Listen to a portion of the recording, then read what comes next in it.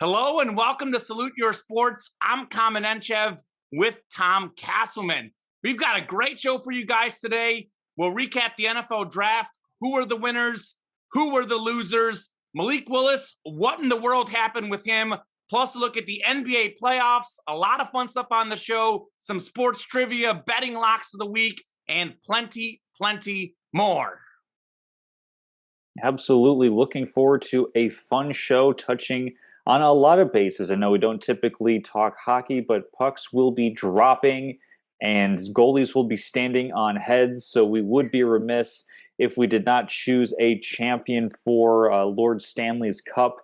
But as you mentioned, Common, NFL draft recap really quick is where we're going to begin. Probably the biggest story in the draft is the quarterbacks. I mean, we've had some years where we've been spoiled with a lot of first-round quarterbacks. Last year in particular, with 5 going in that top half of the draft. This year, we had all of 1 quarterback going in round 1. That is Kenny Pickett to the Pittsburgh Steelers. Basically goes to the same building he did in college, just one door instead of the other. And then we just kind of had no quarterbacks in round 2, I don't believe. In round 3 is when everything kind of started picking back up on quarterbacks, and namely Malik Willis, who, you and I talking about him, definitely has the highest ceiling of anybody in this draft. So what does it say to you that he had to wait till the 3rd round to hear his name called, going to the Tennessee Titans, where he will be ostensibly backing up Ryan Tannehill, perhaps heir apparent, perhaps just kind of like a 3rd-round flyer, if you will. What are your thoughts on where he ended up? What is that song? RESPECT. None of it was shown to Malik Willis. Number 86 overall, Tom. Not only the 3rd round, you have to wait till late in the 3rd round. I mean, some folks had him as a 1st-round talent. You look at some of the mock drafts. I mean, I saw him as high as like number 8, maybe just a couple weeks ago. So this is actually definitely one of the most shocking slides in NFL draft history. And he even went to the Titans, which in theory is a good team. But I'm not even sure if he's going to get the start there. I know Ryan Tannehill is coming off a pretty bad season, but he's been pretty good the last few years. For me, in the modern day era, you need a great quarterback to win games. That's how it works. I know there's some question marks about Malik Willis. How accurate is he? How good is he going to be at passing? But for him not to even get picked in the 2nd round is shocking. I mean, he was an Auburn recruit originally, so it's not like he was just not a big-time recruit. He just didn't work out at Auburn, didn't play much, went to Liberty, and he was great. Here's what I know we're going to get out of him. We're going to get a great running quarterback. He was just under 1,000 rush yards in each of the last 2 seasons. I look at Malik Willis, and if he's not great, he's like a Jalen Hurts. Jalen Hurts is a pretty solid NFL quarterback. Like, that's what I look at, like, worst case for Malik Willis, like an average starting quarterback, maybe mediocre, which is not bad for, even a 2nd-round pick, quite honestly. I mean, I can understand maybe you don't take him in the 1st round, but he's got incredible arm strength. I know I mentioned Jalen Hurts, Lamar Jackson, maybe another quarterback prospect comparison, but he actually has better arms than both of them. Obviously, arm talent doesn't mean everything. We saw that with Jay Cutler, as Bears fans, we saw it for years and years. But I think that there's way too much upside. I love that clip of him helping the homeless man. Seems like a good character kid. He's got the athleticism and the NFL body. I was shocked. I mean, I don't think he's the 86th best player in this draft. I don't think he's the 86th most valuable player in this draft. I mean, I look at the Atlanta Falcons. I mean, is Mariota the answer? Mariota, however you want to pronounce it. I don't know. They passed him up multiple times. Is our guy Drew Lock from Mizzou the answer with the Seahawks? I don't know. I would venture to think that Malik Willis is better than both of those guys. And the fact that those 2 teams passed him up several times. I mean, they passed him up multiple times. For me, Malik Willis is good enough at his worst case to be better than 85 players in this draft. He's good enough to be worth, for sure, a 2nd-round pick. I mean, I would have picked him in the 1st round just because I think you need the quarterbacks in the modern game. I know there's a great draft class next year. But I mean, we have C.J. Stroud, we have Alabama's Heisman, Bryce Young. Who else is great? I don't know who else is like life changing. I mean, only 2 of those teams will get those 2 players. So I was a little bit shocked to see he went too low, and I think that he was a grossly underappreciated Malik Willis. Yeah, I mean, I think there are a lot of contributing factors to Malik Willis going in the 3rd round. I think that he will be backing up, or perhaps even a 3rd string if Tennessee doesn't want to have him literally as the backup quarterback for Ryan Tannehill this season. But as we talked about in the pre-draft show, Malik Willis has the highest ceiling, but we also kind of recognized that he's going to need a little bit of time, in part because he is a very talented quarterback, but a lot of his success came at Liberty, a school where you're not really playing, Alabama and Georgia and LSU and all these other like great football programs week in and week out. So I guess clearly this is, the NFL talent evaluators, scouts, GMs, etc., saying he's going to need a little bit of time to sit and wait. And basically, we think we can get a better player at some other position who can help us this year, I guess is one way of looking at it. I mean, another thing to kind of consider is that the NFL is a trend-following league. And you mentioned how important it is to have the quarterback position figured out. But it might actually be more important for a lot of these teams to kind of be copycatting what we've seen happen with the LA Rams, where they got the rest of the team set and then they went out and got Matthew Stafford. Tampa Bay Buccaneers built a really good foundation with defense, skill players, then went and found Tom Brady. I mean, you can't predict Tom Brady or Matthew Stafford being available. It could end up being that NFL teams simply are saying, build up the rest of the team first, and we can figure out a plug-and-play quarterback at a later situation. I mean, Patrick Mahomes, obviously, with the Chiefs, in a little bit of a different manner because he wasn't a vet quarterback like Brady and Stafford were, but Chiefs had a really good roster already in place and then added in Mahomes. When we look at franchises that invest heavily in quarterbacks early, how often has that actually really been paying off for them? Worked with the Colts, worked for the Cowboys, worked for a number of great number 1 overall picks. Well, but I mean, within the past 10, 15 years, I mean, Cowboys haven't really done much success, but they've been doing that with a 4th-round quarterback in Dak Prescott, focusing, more on building elsewhere. I'm just pulling up Super Bowl champions here. I mean, Roethlisberger was a 1st-round pick. We had Mahomes a 1st-round pick. Mm-hmm. I mean, there's a lot of great 1st-round pick examples. I see where you're going with, but yeah, but I can you look come at up with Jared examples Goff, on the other side. You look at Jared Goff, or the Rams mortgaged the future to get Jared Goff. You even look at the Philadelphia Eagles.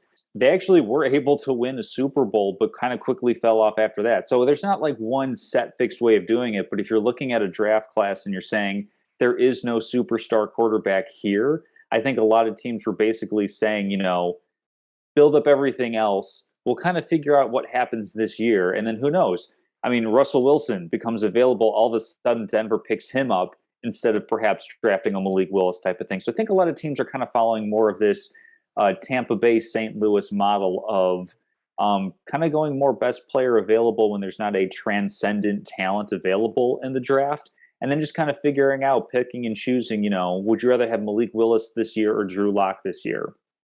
Drew Lock, certainly not a special quarterback by any means, but better this year than Malik Willis. So that's kind of where I think a lot of NFL teams are going, and that's why Malik Willis fell.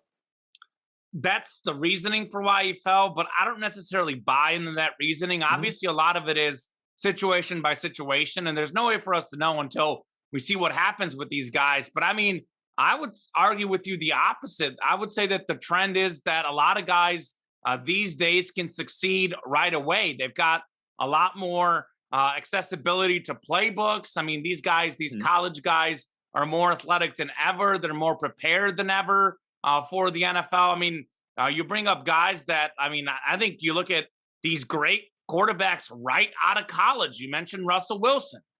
Patrick Mahomes in his first year as a starter. Deshaun Watson was great right away. I mean, these are modern day guys. Sure. And even if you look at some of the guys who played against lesser competition, Carson Wentz before injuries was immediately a very good quarterback in the NFL. And you look at, like, I don't know, I feel like this isn't even necessarily a thing against Liberty, because we had Trey Lance getting picked early last year, and Trey Lance had less experience against good teams and less experience, period. I mean, Trey Lance was a one-year starter that basically hadn't played in 2 years, and he was playing against FCS schools for the most part. So Malik Willis, it's not that, like, he played very little at Auburn, but he had been around that SEC environment, and he had been a 2-year starter the last 2 years at Liberty as well. So I can see where you're going with that. But at the same time, though, I think there's so few quarterbacks available. I mean, the Rams, they got Matthew Stafford, but who is the guy right now, like a veteran that's just going to be available? Because, I mean, we just had Aaron Rodgers sign a long-term deal, Russell Wilson, Matthew Stafford. I mean, Tom Brady's about to retire. Maybe he's the one that could be an opening next year for a one-year rental. But I'm just looking at the way the quarterback contracts are right now. Like, I don't think there is a guy like Matthew Stafford that's just going to magically come available. I mean, maybe Baker Mayfield, but, like, there's a lot of question marks with Baker Mayfield. Other than him, I can't really think of a quarterback that's just going to be out there. So I think I can see where you're going with that argument. And maybe, like, okay, maybe it wasn't a great draft for offensive talent. Maybe that's in general. Like, I'll get into that more. We had the first 5 picks were all defensive guys. And in the first round, like, other than receivers and a few offensive linemen, like, we weren't really seeing much offense getting picked. But I think you need your quarterback. It's one thing to say you're going to get these other guys around them.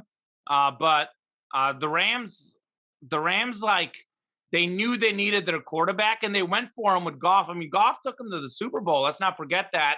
I don't necessarily buy so much in that the Rams necessarily were planning it in the way that you're saying it. Get the other guys around first. Let's get the quarterback. I think the Rams have had really good talent evaluation over the last few years. A lot of their great players were not necessarily like top 5 picks in the draft. So I think that they thought Goff was their guy, and it just didn't work out, which is a risk worth taking. It is a risk worth taking. And even Jared Goff, being mediocre as he is, like, I don't think he's a bottom 5 quarterback, maybe not even bottom 10. I'd say he's a little bit below average, but he's not like the worst quarterback out there. I mean, he's going to look bad with the Lions because it's the Lions, but Jameson Williams will make him look a little better coming up. So we'll see. There's arguments for both sides, but I really do think that the quarterback is still the most important player.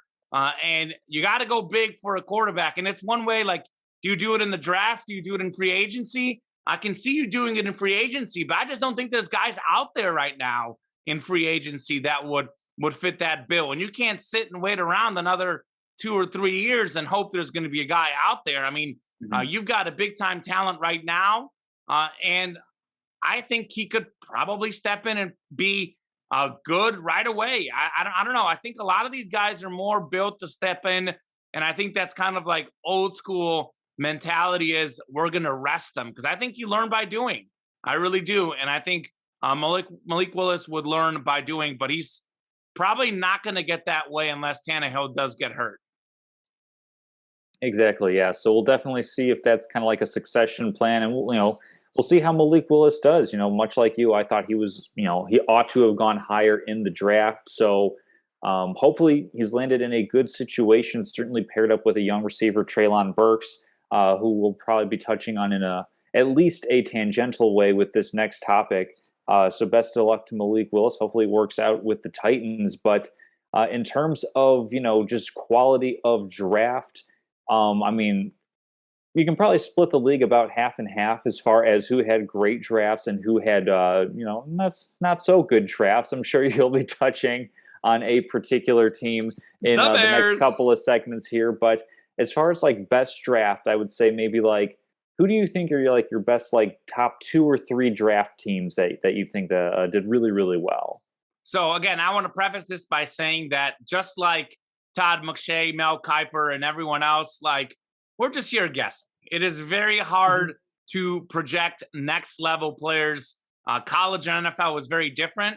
So for all I know is like these rankings people come up with, they might be completely wrong. And I went with my own. I flipped to see where the rankings were. And the team that I thought had the best draft was actually not ranked that high. So I've got two teams that I thought had phenomenal drafts. And I've got two others that I'll touch on real quickly that also I felt did really good. So for me, the best draft was hands down the Detroit Lions. I think, and when I think of draft, I think like how many like transitional great players can you get? Because maybe like after their first two picks, maybe the Lions draft wasn't that good. I don't know enough about those guys. That's what the draft evaluators said. But I look at who they got, and in my opinion, I think the Lions got not the best player, the two best players in the draft. Heading into this draft, I felt that the two elite players, and there's probably other really good guys, but Aiden Hutchinson stood out to me. He was considered by many as the number one draft pick. I don't get how Trayvon Walker went first overall. I mean, he's a Georgia guy. I know he's got a lot of talent. I know he can't put up all the numbers with how good that Georgia defense was, but he had like 6 sacks. Hutchinson had like 14 sacks and was a Heisman Trophy finalist. He's also a Michigan kid, was born in Michigan, grew up in Michigan, went to high school in Michigan, went to Michigan at the University of Michigan, and now he's the Detroit Lions. So he's in a good situation. His family can watch him, like his friends can watch him, and he's a phenomenal player. I think he is going to be one of the best defensive linemen and rushers in the league for years to come. So the other guy that I really like is Jameson Williams, and we talked about this last week a lot. And some of it is like yes, he has the 4.39 speed. He had more than 1,500 yards in college. I mean, you know, we had Georgia, the greatest defense of all time in college football. Georgia had 15 players drafted. I think I believe 5 defensive players in the first round. Maybe look that one up. Crazy, yeah. I think it was something like that. So you know those guys are NFL ready. And guess what? Jameson Williams put up 7 catches, 184 yards, and 2 touchdowns against them in the SEC championship. Maybe got undervalued a little bit coming off an ACL injury, which he hurt in the national title game. If he doesn't go down, Alabama might be the national champs. That's something else to think about. And we saw Jalen Waddle come off an ACL injury and be great as a rookie with the Dolphins. Just the modern day medicine, you know, unless you've had a very, very like deep history of injuries, like with Derrick Rose and, you know, Ed Michael Porter Jr. has had his back a lot. But pretty much if you've had like one major injury, it's not that much of a toll on your body. You're almost as good as new. And you are actually as good as new the way these guys do it. So I think he's got unbelievable talent.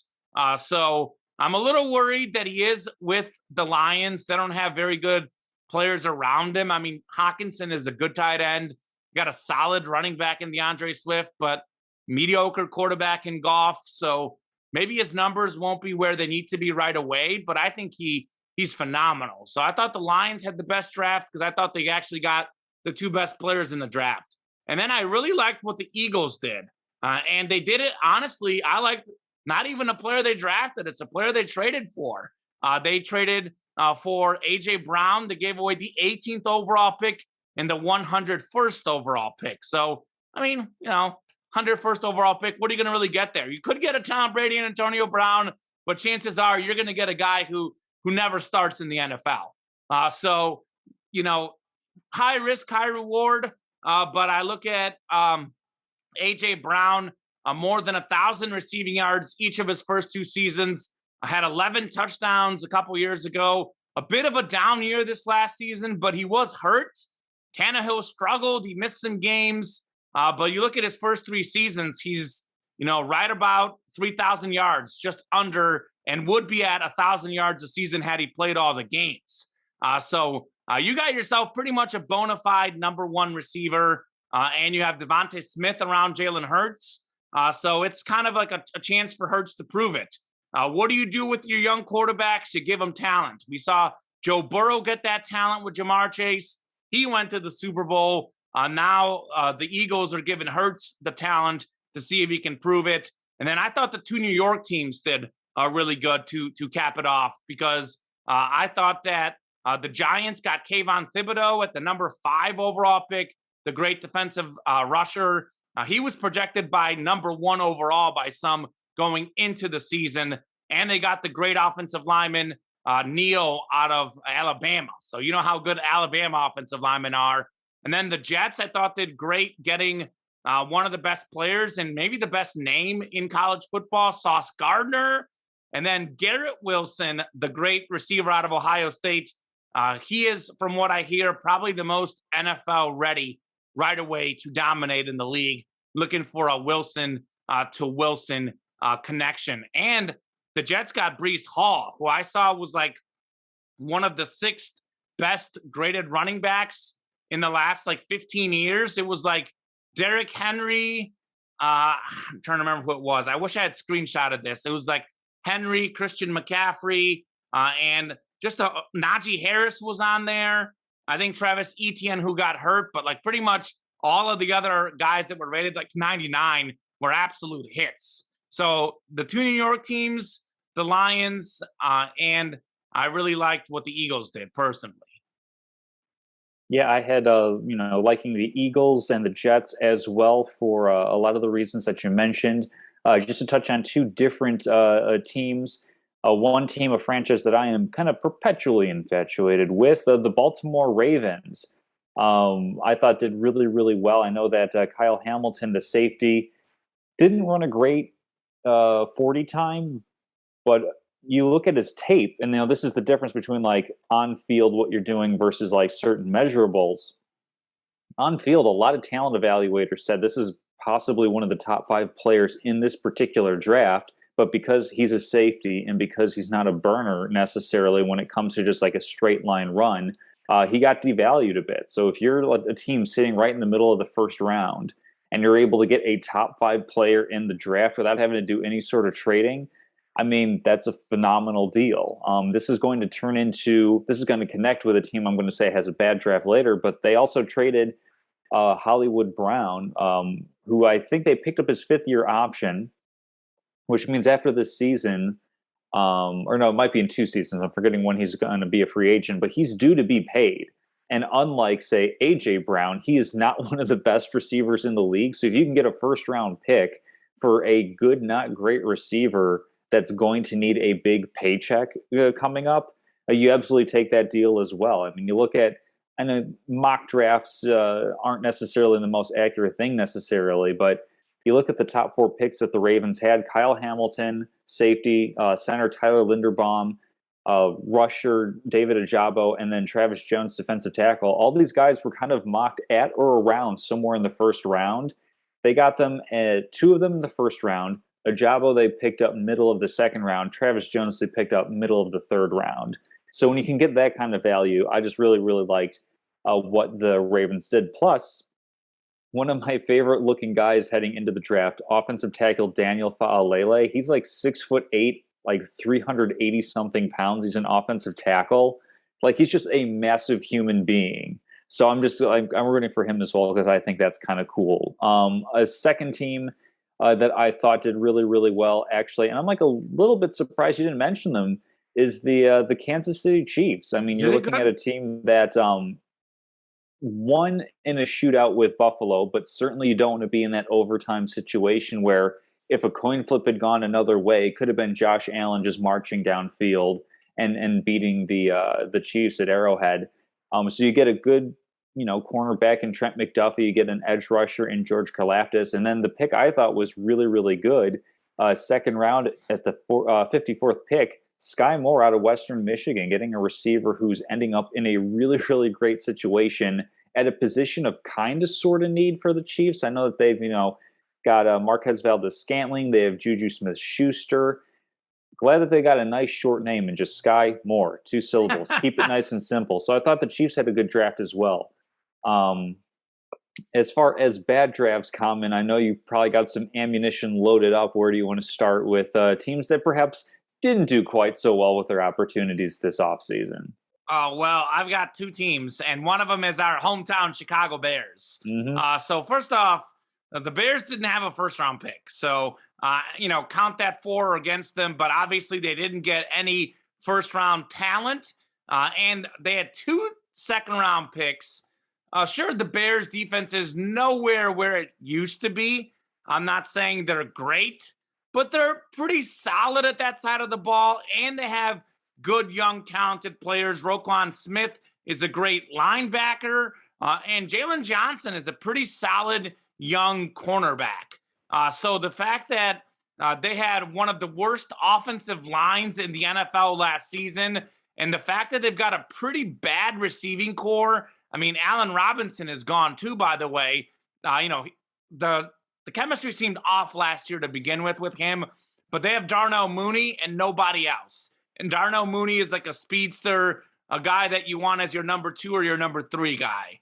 So they drafted 2 defensive backs in the second round. I think it was a corner and a safety. I know one of them was out of Penn State. I'm sure those guys are going to be all right. But I thought that they needed to draft receiver and offensive line.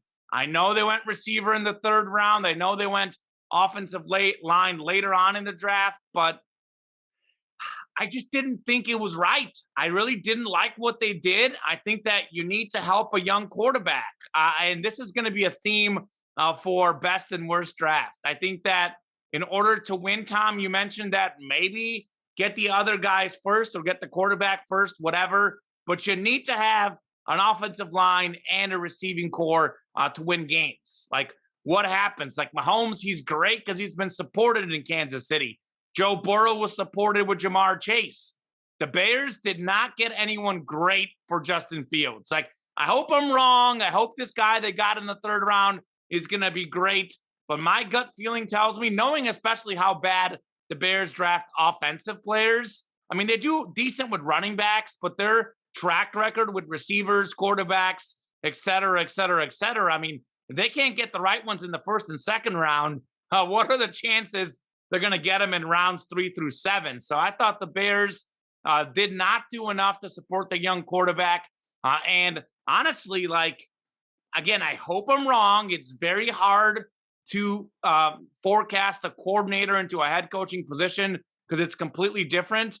But they did go with a defensive coach as well. So in the offseason, like, I know the offensive gurus they've went with haven't worked out the last few times around, but you've got a young quarterback, and what are you doing out there in the offseason? You get a defensive coach, you get defensive picks early on in your draft, and I feel like Justin Fields just isn't supported going into a 2nd season. And while he's a talented player, I just don't see how he can have a great season with what he has around him. I look at his situation last year and the situation this year, it's not any better. If anything, it's worse because he lost Allen Robinson. So I was disappointed with the Bears, and then I was most disappointed with the Jacksonville Jaguars. I thought they had the worst draft out of all 32 teams. And here's a similar theme. The Jaguars have Trevor Lawrence. Trevor Lawrence does not have a great offense around him. All due respect to Laviska Shenault, but he doesn't have great receivers. He doesn't have a great line. Maybe if they can get healthy in the running back position, they're okay there. But his receiving core, his tight ends, his offensive line, not very good. What did they do in the draft? They didn't draft a single receiver. Didn't draft a single receiver. We have one of the all-time great receiver and deepest draft classes. The Jaguars don't draft a single one. Running back is probably the one position they're actually set at. Their only offensive picks were a center and a running back, and they got the center later on in the draft. And I also thought they made the wrong pick with the 1st overall pick. Like, if you're going to go defense, Aiden Hutchinson has to be the 1st overall pick. They went with Trayvon Walker, a guy that only had 6 sacks in college last season. So I thought the Jaguars had, without question, again, it's hard forecasting. For all I know, Walker is going to be an NFL Hall of Famer. But on paper, the Jaguars, I thought, had hands down the worst draft in the National Football League. And it speaks to that franchise. They are just a really, really bad franchise that is just really, really bad at putting together teams. And it seems like they got Trevor Lawrence, who we'll see. Like, I don't know. I might not have picked Trevor Lawrence with the 1st overall pick last year. but it felt like he was the slam dunk considered number one pick. So even if they hit on Trevor Lawrence, it's not like I can necessarily give him credit for that. I mean, he was by far the most highly touted prospect going into last year. So just a very, very disappointing draft for the Jaguars, I would say. The worst in the league, without question, for me. Yeah, there are a couple teams I also thought had particularly bad drafts. I mean, you look at the Arizona Cardinals, and this is kind of a team that is acting out of desperation because they want to keep their young star quarterback happy. So what do they go? They go and they get Marquise Brown, a college teammate of his from Baltimore, giving up a first-round pick in a draft that, like you said, deep, talented receiving draft. I mean, you look at who's available at that spot. I believe it was the 23rd overall pick. You had options available to you to improve, getting a good receiver who's on a much more affordable contract that you're not going to have to pay big bucks to down the line. And even looking at just like what they did with the rest of the draft, like Trey McBride, tight end, picking him up in the second round, pretty decent. Never heard of him. Oh, never heard of him? Oh no, he's the top tight end in this draft. So no, is it the guy out of Colorado State? I think. Yeah. I mean, I had heard of him like just because I did draft research, but prior to the draft, I'd never heard of him. Never heard of him. So yeah, prior to the draft. I mean, he's the top ranked tight end in the draft. I mean, so that's some help to Kyler Murray, but basically you make desperate decisions. You could have gotten a different level of playmaker and difference maker in the first round. So just like on that principle there. And then another team I thought did poorly was the Washington Commanders. I mean, you look at where they were positioned. Would you rather have Jameson Williams come in, or would you rather have Jahan Watson and a couple of mid-round picks later? Type of deal, because I think you know who I would want. Oh, I absolutely know who you would go for. Because I'll get to that in a little bit.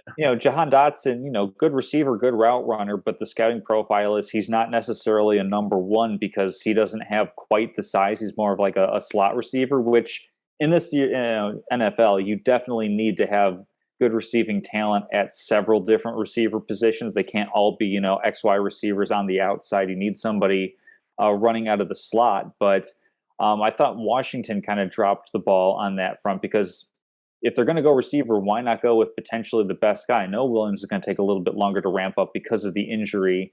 But then you have a much better talent longer term than what they currently have. So, I mean, the thing that I keep in mind with the draft is that, I'm not trying to like dog on any of the players that these teams selected. I'm more going for, what could you have had value-wise at different positions? Because that's really the only thing we can judge right now is, were you able to fit your needs? Were you able to get guys that can potentially be difference makers? Because really, I mean, like, with very little exception, most of the time, you can't really expect a team to know what they're doing when they're drafting a superstar player. Basically, what teams are trying to do is say, we need to get as many starting level players, just guys that can play every single Sunday at a high level.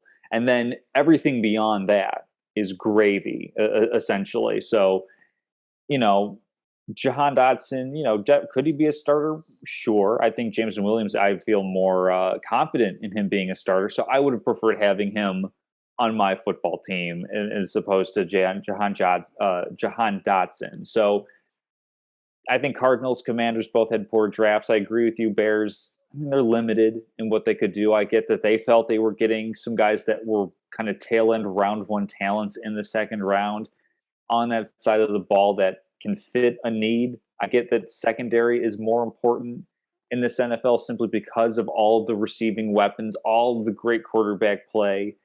And quite frankly, looking at where, who was available for the Bears, like Skye Moore, I think was probably the only receiver I would have picked him. Take him. At that pick instead of, I think it was Barker, Jaquan Barker out of Penn State.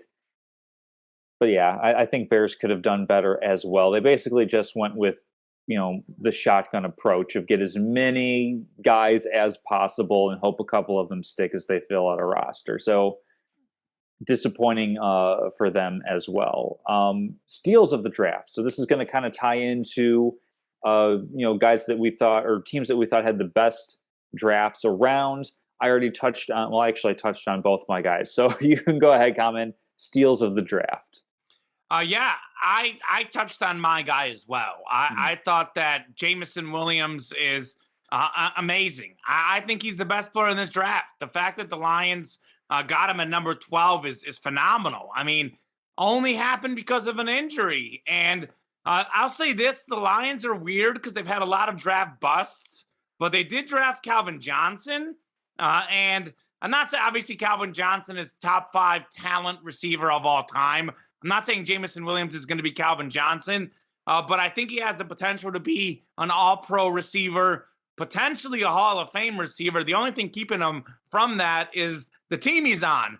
I actually think, I don't know if you saw the meme online, it seemed like he wasn't the happiest guy that he got picked by the Lions, and I don't blame him, quite frankly, but I think he's got everything. He's got the speed, the size, the strength. He's got the numbers, the route running ability. He is a fantastic receiver. So I thought he was a really, really good pick for them at number 12. I also really like Garrett Wilson for the Jets at number 10. I know these are high-end guys, but I thought those are really, really good receivers. Moore that you mentioned is really good. I think out of Western Michigan, right? The Chiefs pick, really, really talented receiver. He's putting himself to be in a good position. I thought Breece Hall, as I said, is one of the highest graded running backs of the last 15 years.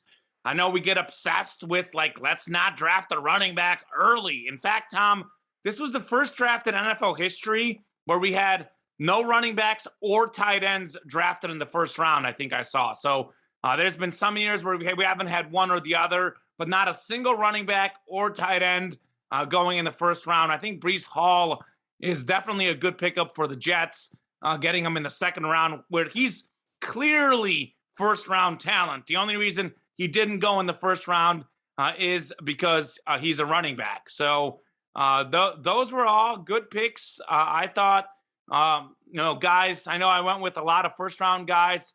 Moore, what round did Moore get taken? Because I didn't have him written down, but I was just thinking of it. Second round. Yeah. So that was a second-round pick. Breece Hall was a second-round pick.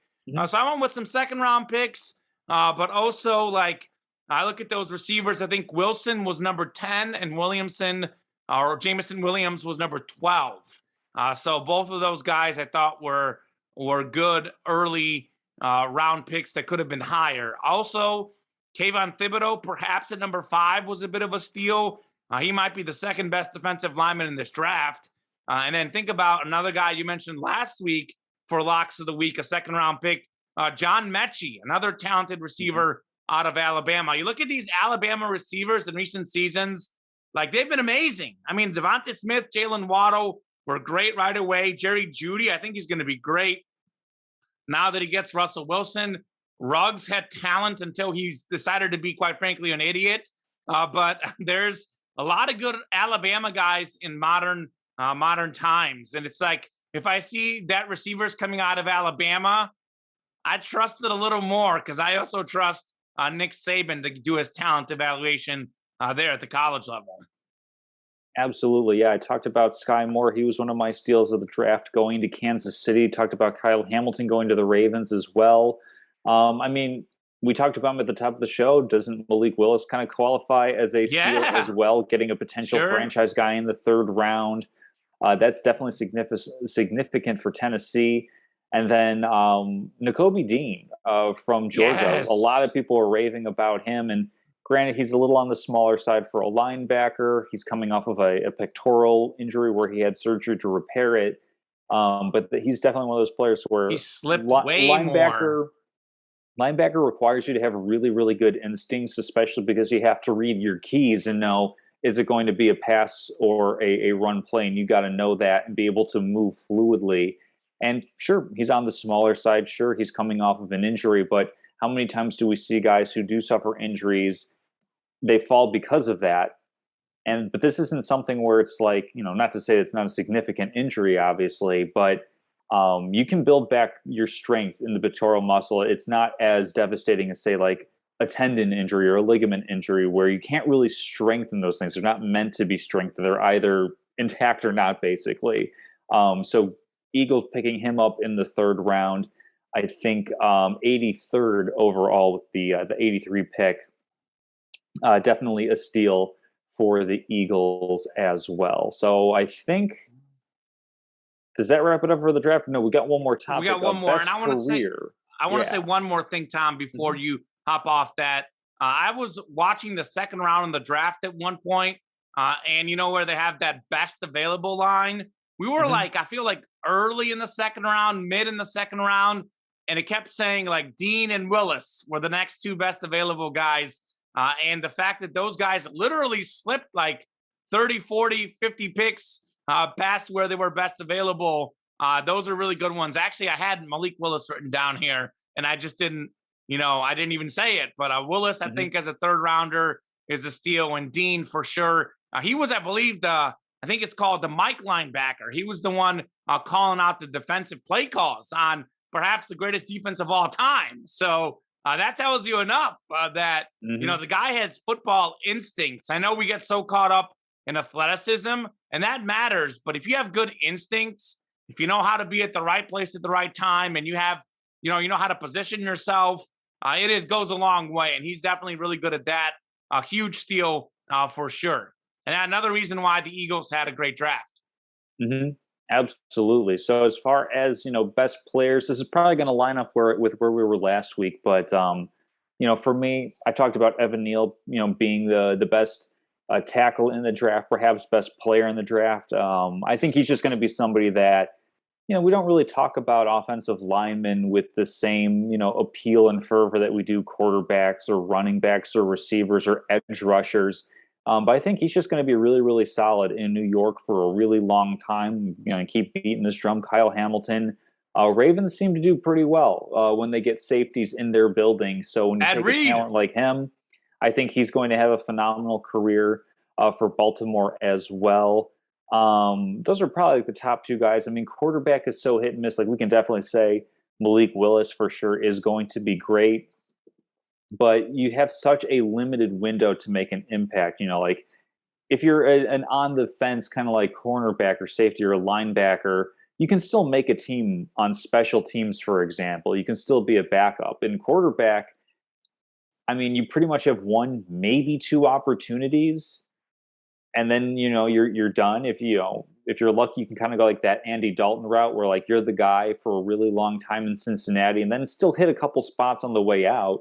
But I mean, consider somebody like a Mitchell Trubisky, drafted second overall pick in Chicago, had that opportunity to Clyde. start, might not even have an opportunity to be starting in Pittsburgh because Pittsburgh picked up Kenny Pickett.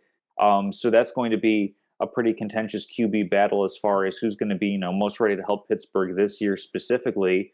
But you get one, maybe two shots. There aren't a whole lot of guys that get drafted, as kind of developmental guys, and then have the opportunity to succeed somewhere outside of that like original draft franchise, if that makes sense. So I could say quarterback, but it's really, really hard to say. But I think those top two guys, I think Neil Hamilton, they're going to be playing for a long, long time in the NFL at Pro Bowl, perhaps even all pro level.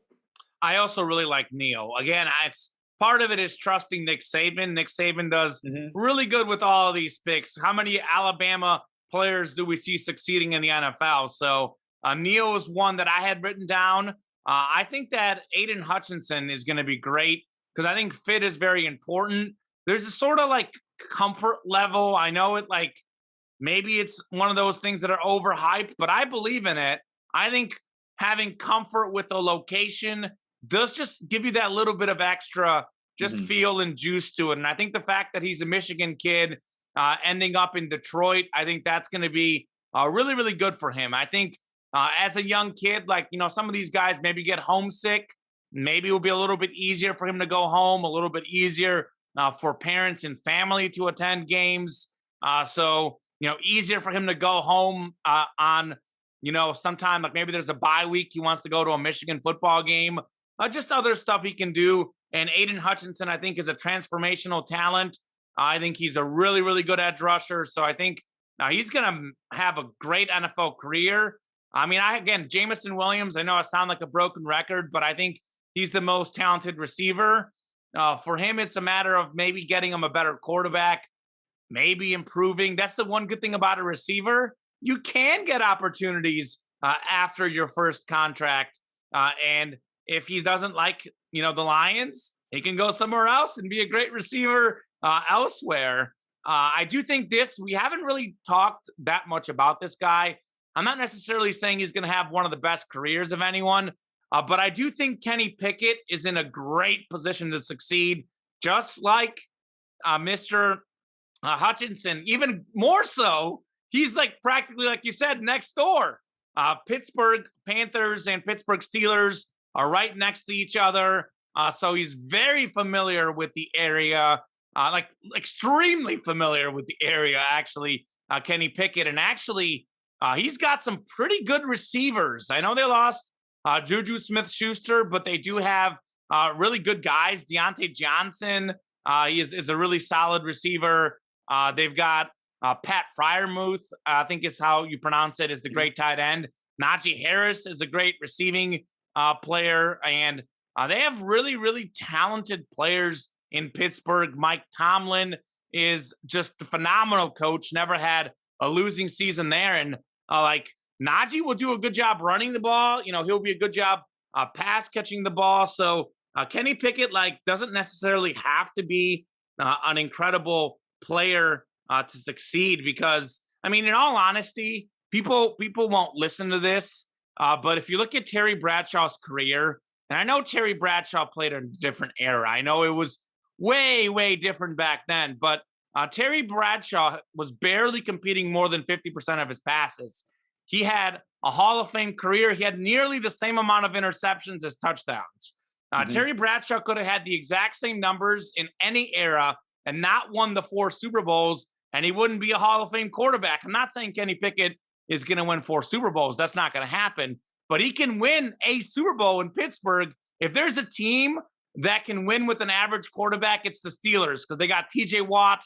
They've got one of the best coaches, one of the best defenses, one of the best running backs. By the way, Chase Claypool is the other guy.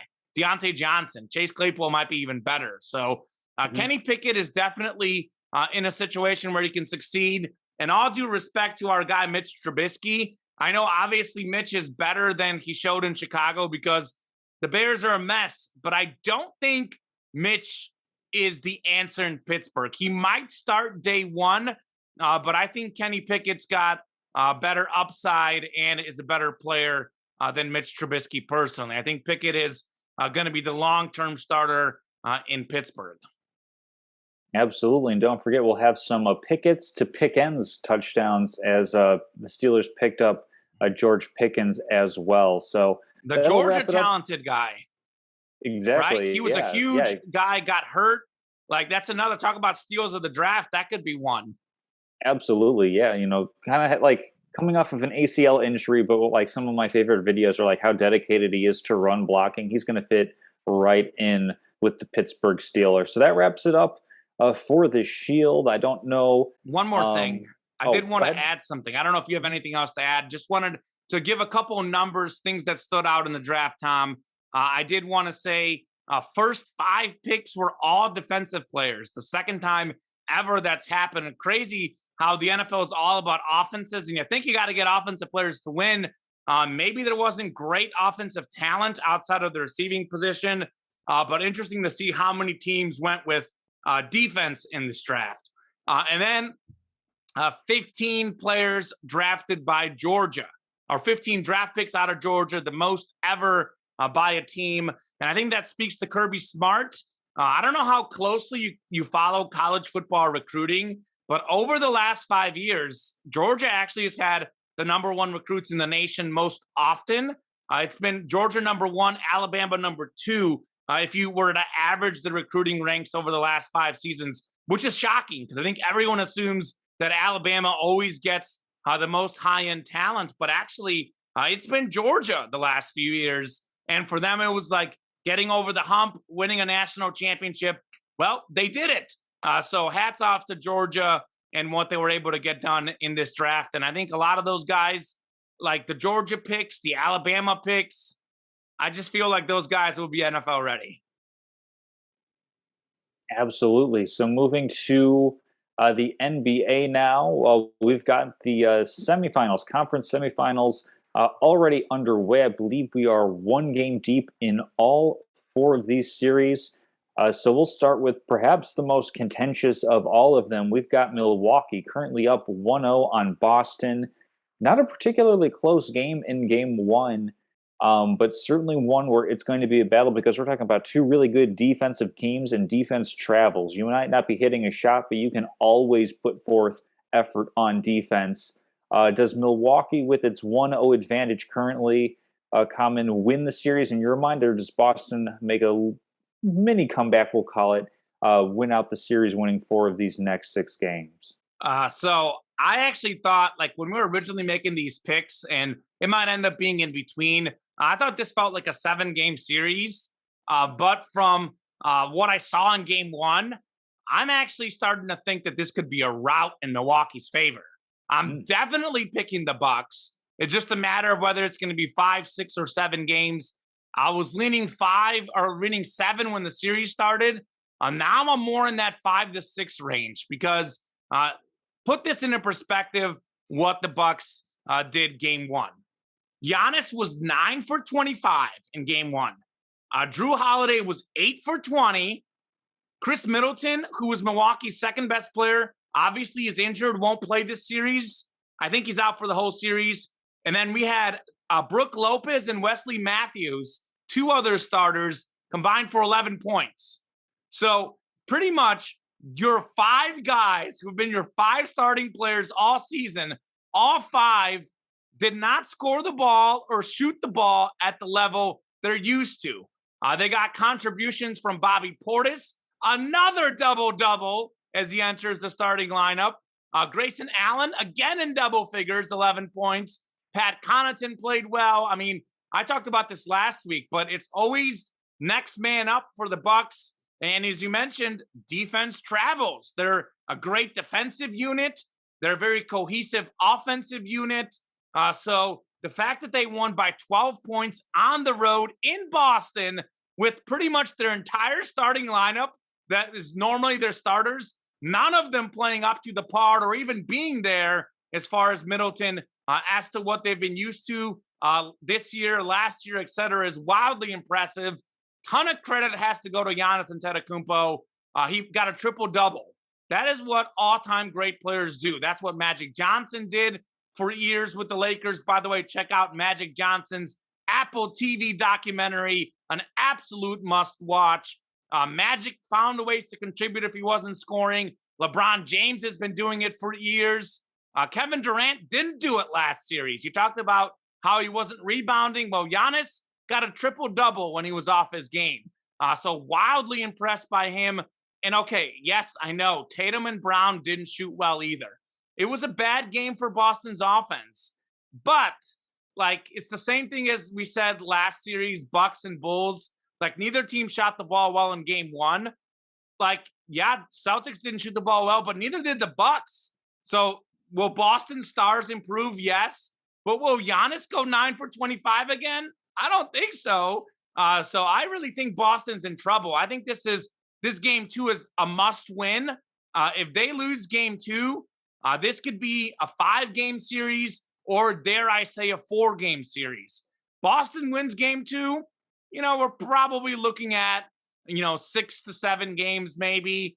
So I'm a little bit torn on how many games Milwaukee's going to win the series in. I think a lot of that depends on this game 2 tonight. We're recording right now about 5:30, about an hour away from tip-off. But I feel really, really comfortable in picking the Bucks to win the series. To me, it's just a matter of how many games. I did say this the previous series. I did pick the Nets to beat the Celtics, but I said that a Celtics win would not surprise me one bit. Mm-hmm. I'll go on the limb and tell you that if the Celtics win this series, I'd be surprised. The Bucks, by the way, right now are minus 130 to win the series. That might be a good betting play if we're looking at some series futures as for the sports bettors out there. Yeah, I like the Bucks as well. I like them in game 2 as the Celtics will be without Defensive Player of the Year Marcus Smart. Is he officially out? He's officially out for the game tonight. Middleton, as you mentioned, he is confirmed out for the series with the MCL sprain. You mentioned, like what's going to happen. These stars are definitely going to heat up as the series goes on. I say not so fast. I mean, these two teams are so good defensively that it could just be a struggle for anybody to score the rock going through this series. And when it kind of comes down to, what's a good, consistent way of getting a tough bucket, it's, giving the ball to your best player, and then that best player taking a shot that is most efficient for them. And for Giannis, that's probably the most efficient shot in the game, where he can just stretch Armstrong, space jam, just dunk it from wherever he feels like it. It seems like at times. I like the Bucks. I would say in 6 games, it wouldn't surprise. I mean, the Celtics are just too good on defense, and Jaylen Brown and Jason Tatum can get really, really hot on offense. I don't think that'll happen, but if they did, and if they won the series outright, that wouldn't surprise me. But I have a feeling Milwaukee in 6, taking care of business at home. I think they can probably, they can possibly win tonight, go up 2-0. Boston can maybe steal one on the road type of thing. I think it'll probably go about 6 games. Feels right. Just about any way you cut it up. So I like the Bucks as well on this one. I'll add this: more likely, in my opinion, that this is a 5-game series than a 7-game series. I think it's more likely that the Bucks win in a rout as opposed to the series being close. And actually, I saw a clip on Twitter where Jason Tatum was banging Giannis, played tough defense, and Giannis did one of those Space Jam moves and scored anyways. And the caption was, "You're no longer guarding Kevin Durant." Kevin Durant is one of the best shooters of all time, but I think that Durant doesn't have the athleticism, the reach, the length, or the strength. Make that rhyme a few times in a row there for that Giannis has. So I think Giannis is going to settle in. I think he's going to see how they're guarding him. And he did settle in as the game went along. I think in the first few minutes, he had 3 turnovers early on in the game. He was almost shell-shocked at the defense that are playing on him, but he settled down, made more shots, and got a triple-double later in the game. So I definitely trust the guy who can get those buckets down low, Tom, as opposed to, all due respect to Tatum and Brown, they can drive the ball at times, but they rely a little bit more on their perimeter shooting, and perimeter shots don't fall as much as layups. So give me the Bucks and Giannis for sure. Absolutely. Moving into the other Eastern Conference semifinal series, the Miami Heat currently have a 1-0 lead on the 76ers. The 76ers currently without Joel Embiid with a fractured orbital bone. Let's see, I'm just checking this out right here. So it looks like he is out for the game tonight or tomorrow. Let's see. So basically, yeah, he's going to be sidelined for game 2. They're kind of going on a game by game basis, but of course, that's a fracture around the eye. You definitely don't want to have another injury there. I think he's also being evaluated for a concussion as well. So and he's got a thumb injury, I think, too. On top of that, yeah, he's been playing through a thumb injury. So basically, we've got the Heat, a team that I'm not always sure why they're quite, as good as they are, and maybe it just comes down to toughness is an intangible thing that we do have to take into account when we're kind of looking at these teams and saying, hey, they don't have Embiid, they don't have Harden, seemingly 2 of the best players in this series, at least on name brand, at least maybe on overall talent. But Jimmy Butler with the Heat certainly putting together, great team basketball, which is kind of refreshing to see when we hear all, everything about the super team era type of thing. It's kind of nice to see a team like Miami have a little bit of success as well.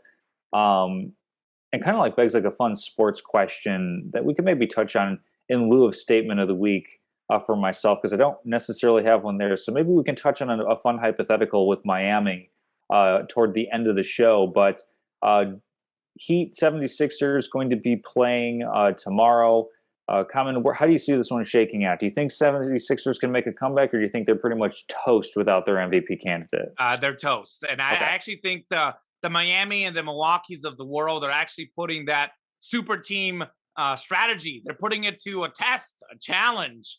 And you talk about intangibles and toughness, and why are the Miami Heat so good? Well, Eric Spoelstra is an amazing coach, and Eric Spoelstra, like when he was first coming in, people are like, "Ah, this guy's a nobody." They're winning because of LeBron, Wade, and Bosh. But Spoelstra managed those egos, and he's went on to be a great coach with lesser talent ever since.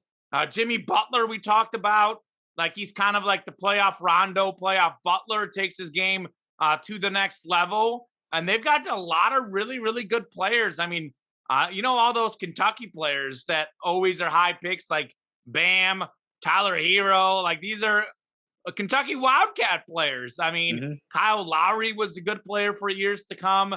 And, a lot of pressure's off Lowry. Like in Toronto, it was like him and DeRozan and nobody else for the longest time. Like now, like he doesn't have to be as great as was expected from him back then. So Miami's a really good team. They're a great defensive team. That's another thing that gets underrated. Sometimes you look at like offensive talent, but then you forget that the game is played on both ends of the court. So the only question for me in this series is Philly going to win a game? Because people are like, is James Harden going to get in a rhythm when Embiid's not there? Is he going to finally take and make more shots? The answer was a resounding no. 5 of 13 from the field. 5 of 13. You kidding me, James? 16 points. Play like an MVP. And maybe it's not entirely mental with him.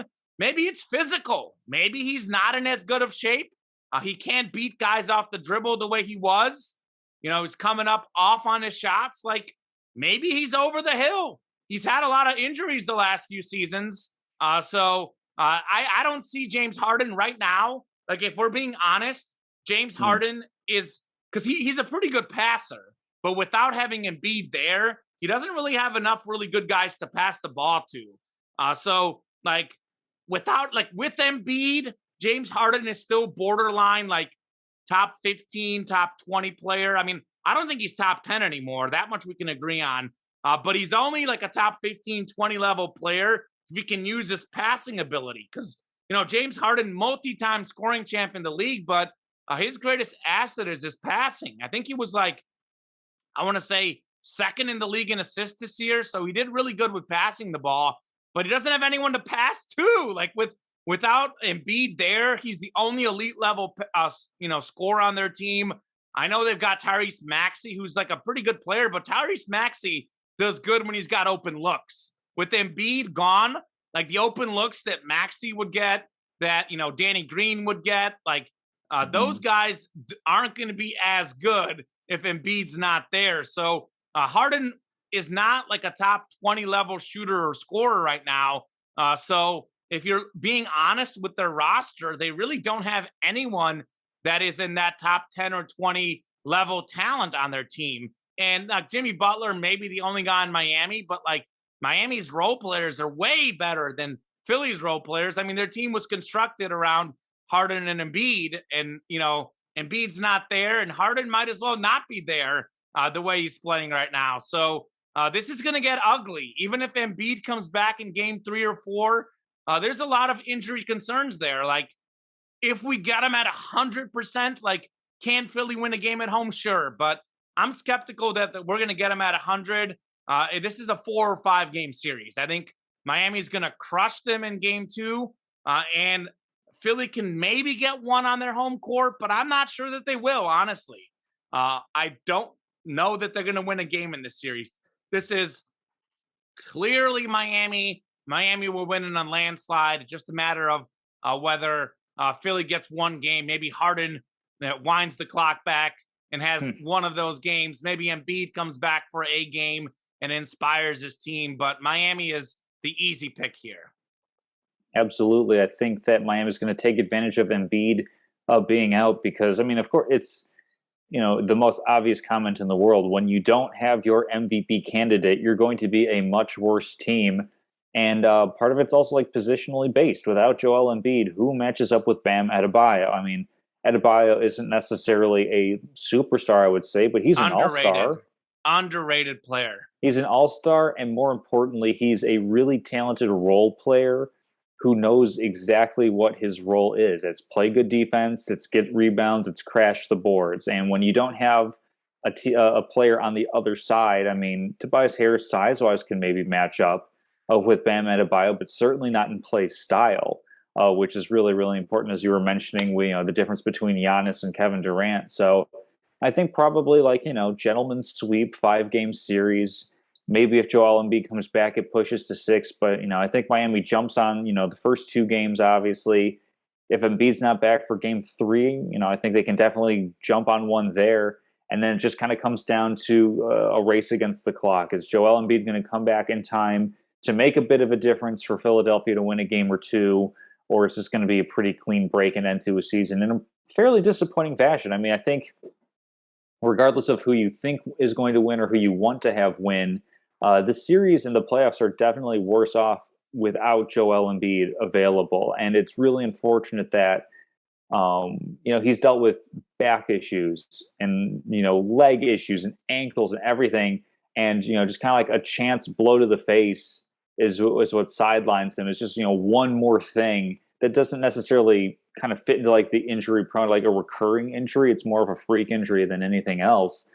Just unfortunate that like he's achieved this pinnacle that Philadelphia envisioned for him when taking him with 3rd overall pick.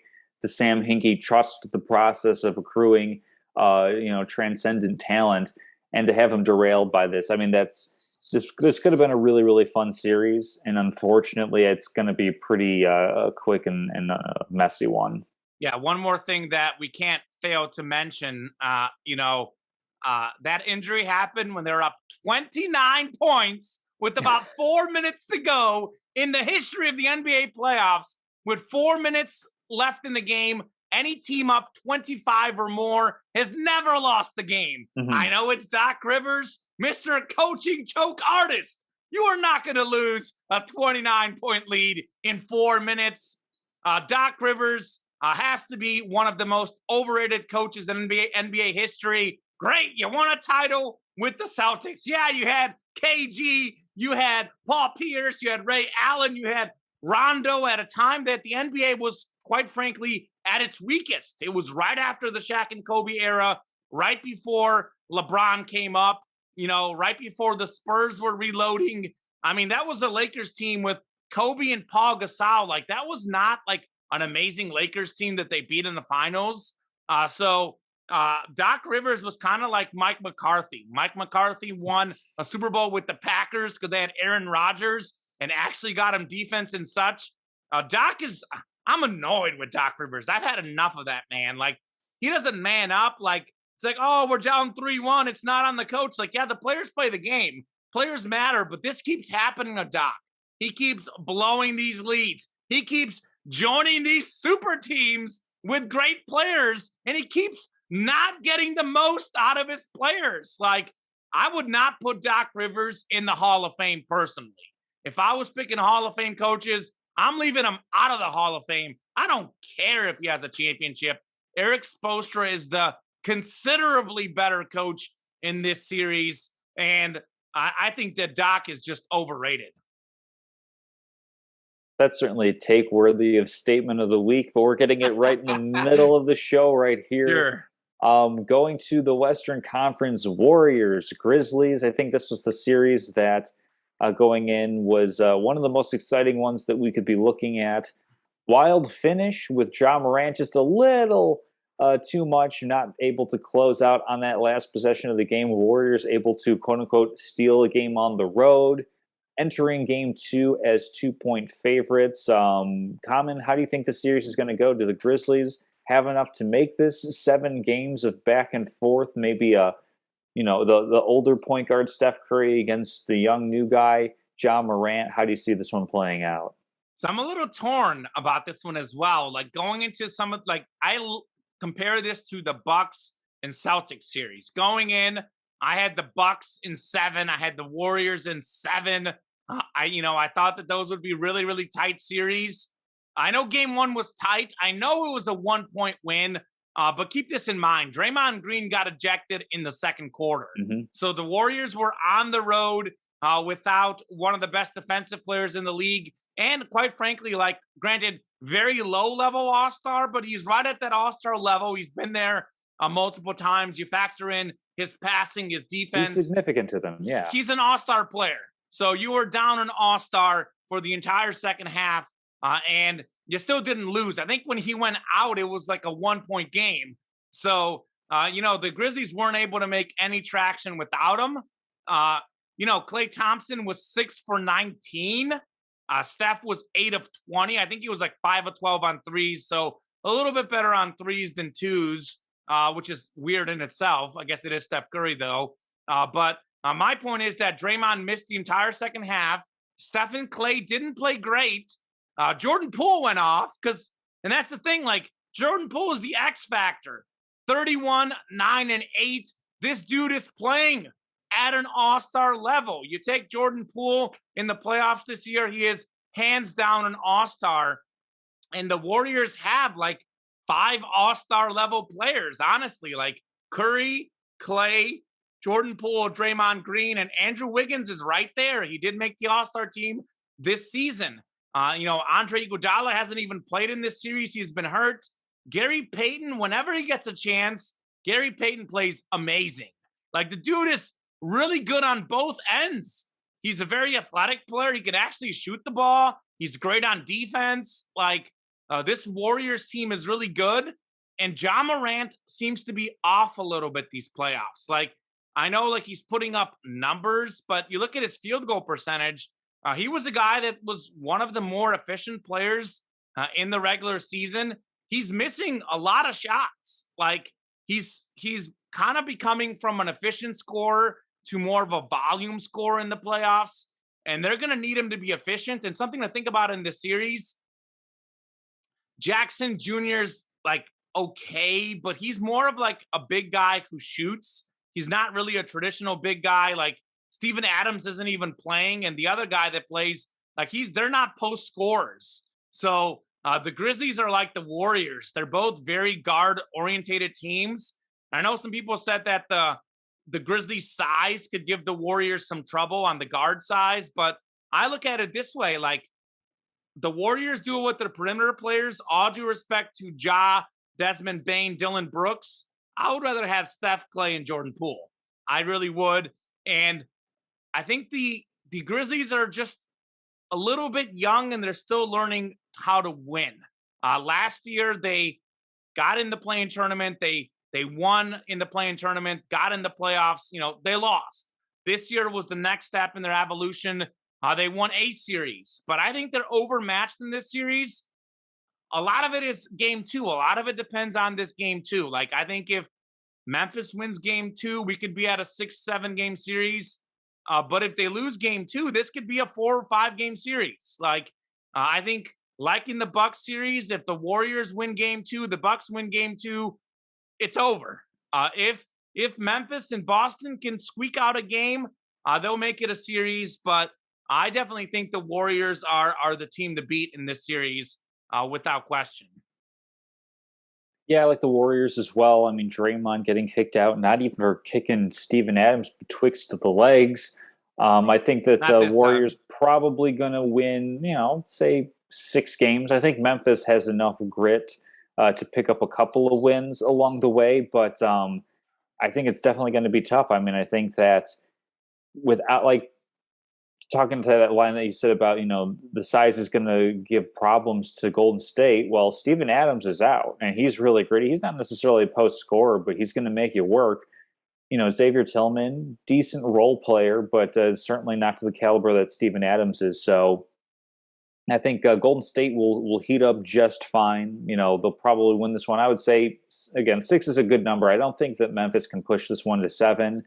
I don't think they're going to fold in 5. So 6 sounds just about right for this series. You love the 6, man. I love that number, yeah.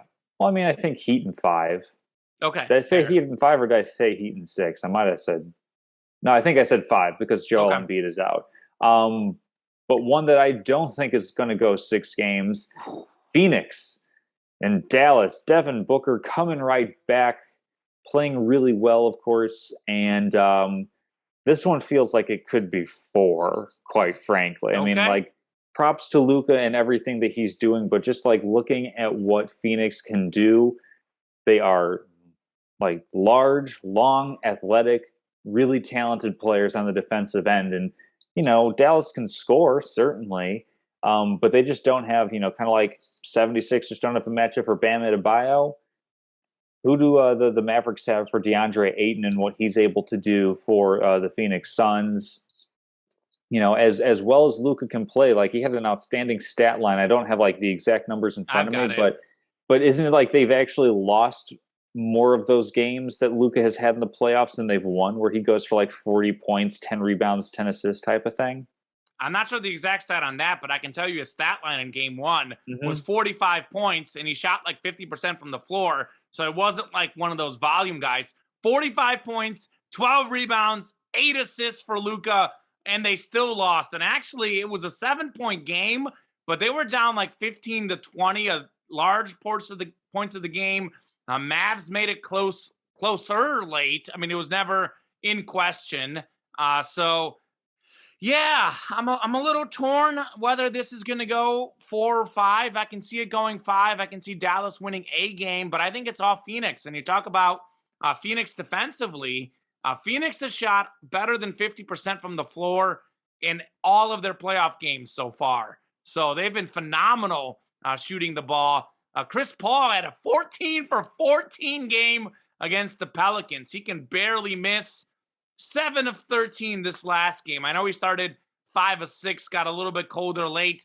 DeAndre Ayton had 25 points in the last game, looked great. Devin Booker, 23, 9, and 8. He looks to be just fine. He didn't even have a minutes limit the last game.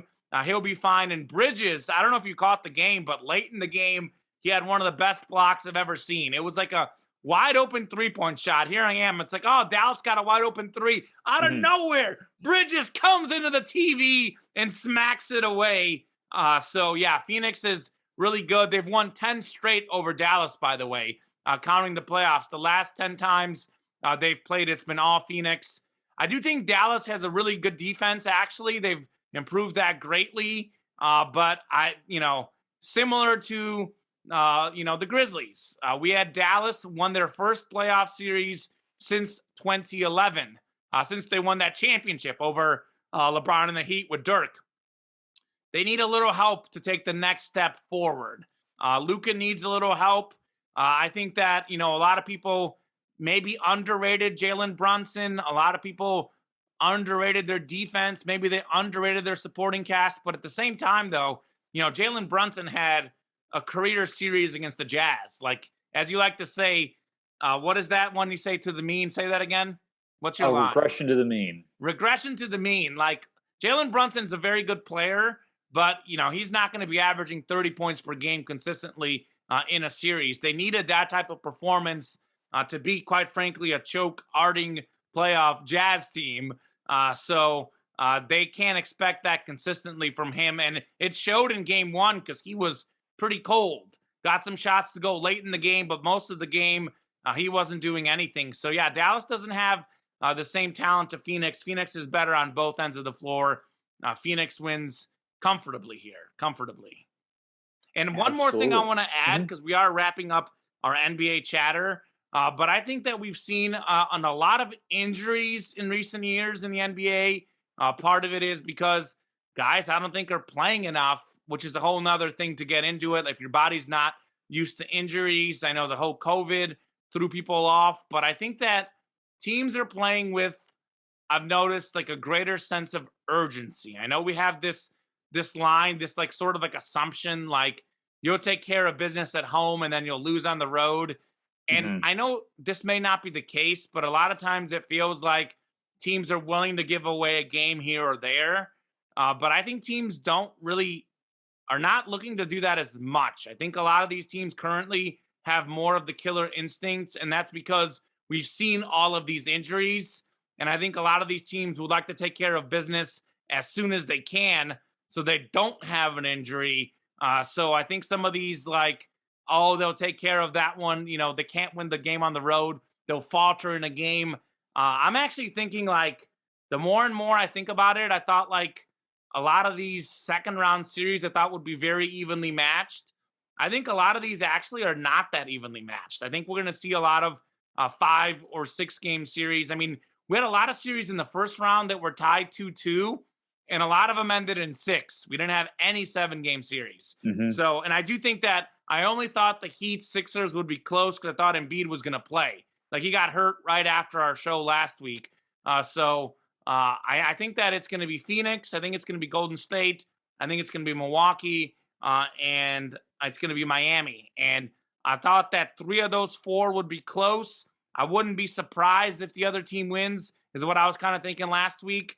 But I'm more on the train that I would be surprised if, barring injuries, of course, I'd be pretty surprised if we don't have Warriors, Suns, and Bucks Heat in the next round. Pretty surprised.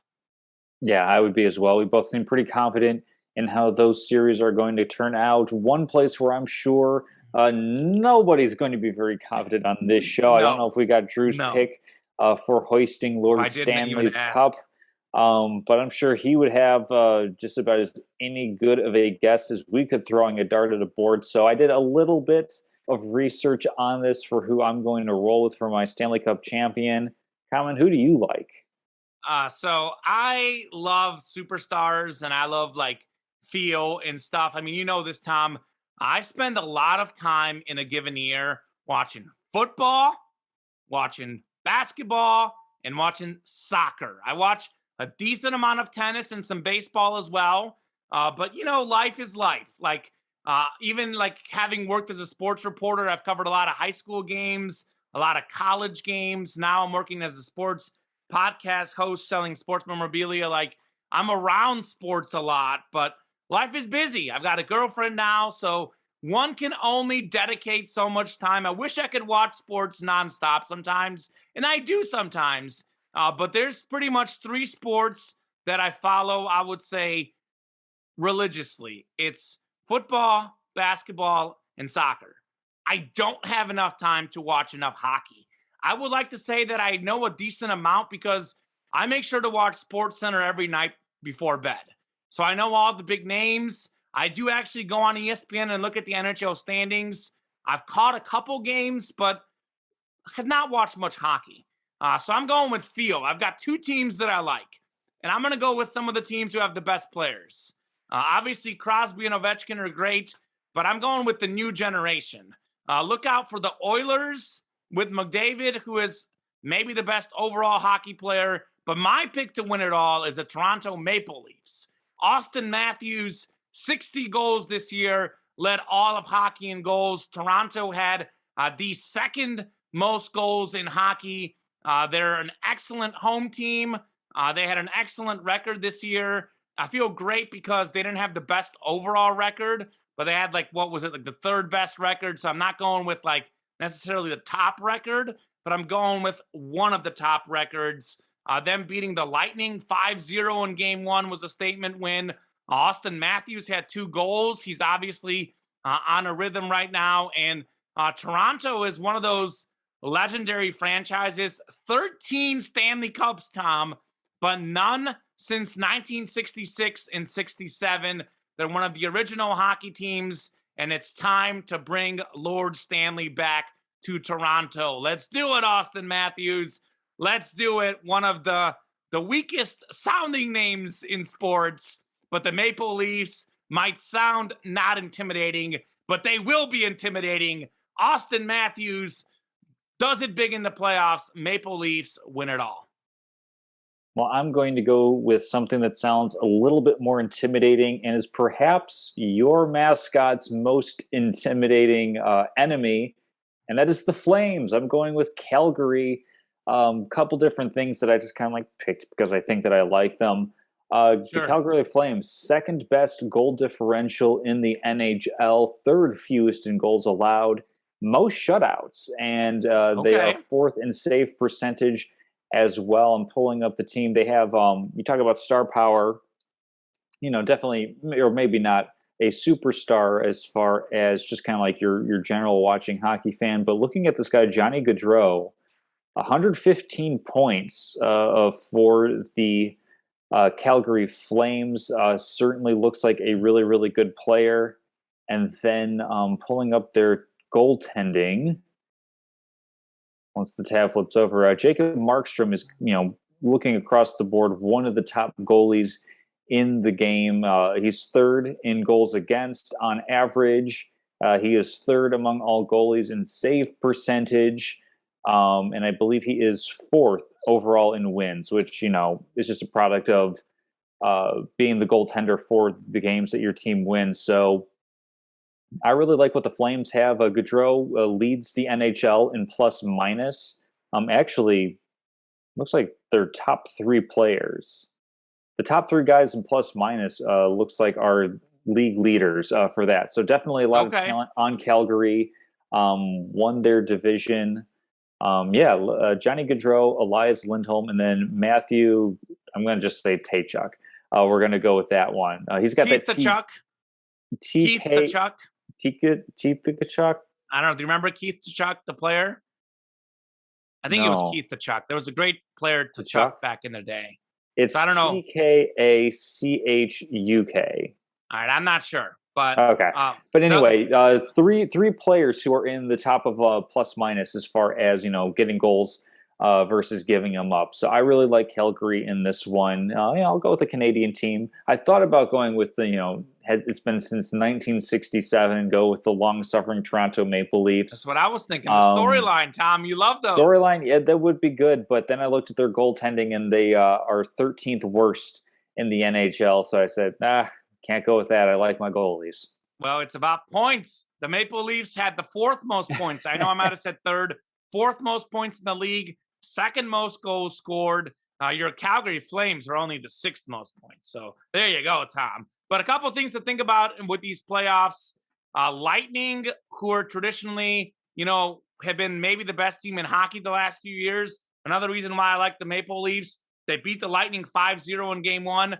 You look at best records in the league, the Lightning are seventh. We have the Blues, recent Stanley Cup champs, are ninth. The Bruins, I think, were 10th. And I think the Penguins were 12th, and Capitals 13th, Kings 14th. So, a lot of these teams who have been some of the best teams in recent memory are near the bottom of the standings, or like the Vegas Golden Knights, Vancouver Canucks, not even in the playoffs. So, kind of interesting seeing fresh blood at the top of hockey. The Florida Panthers have the best record in the league. Mm-hmm. Like, when are they ever good? Like, Carolina Hurricanes, third best record. When are they good? Minnesota Wild, fifth best. Calgary Flames, sixth best. It's a lot of fresh faces. Maple Leafs, they were really good back in the day, but, they haven't been a title contender in a while. So, looks like we have a lot of fresh blood in hockey. And just like the NBA, there is the NFL as well, a ton of parity. And I did actually watch some playoff hockey last night. I watched the end of the Kings-Oilers game. So I watched about 15, 20 minutes of hockey last night. Going to try to watch some more because playoff hockey is exciting. So a lot of parity.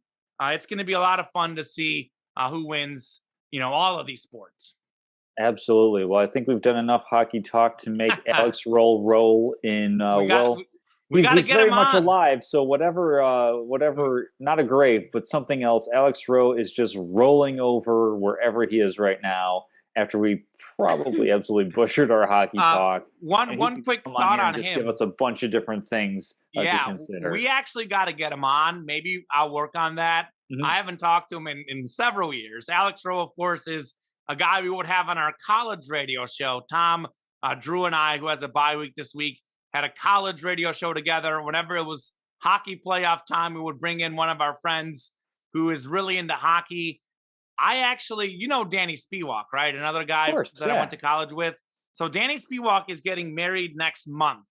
And I'm thinking about whether to go to the wedding or not.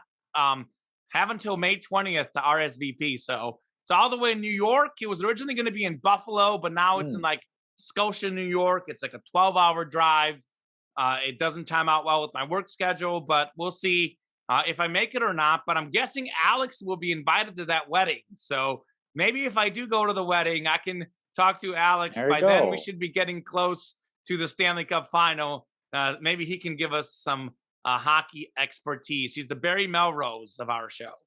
Absolutely. Much more fun than the real Barry Melrose. But now we'll move on to Locks of the Week, where, I'm going to get a little bit cocky with things now, as you'll see coming up in locks of the week. But I'm dragging us right to like that 500 mark as a show, kicking and screaming. Common, how's the recap? Recap is about the same as last week. Great week for you, not as great for Drew and I. In fact, what in the world is going on with Drew Brackett? My goodness, he's taken these bye weeks ever since he started like making his picks via phone.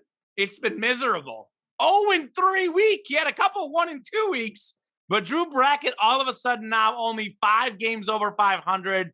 He was 0-3 last week. He had Bavarian International ATP Tennis Championship, Alex Molcan, Casper Ruud, under 20.5 games.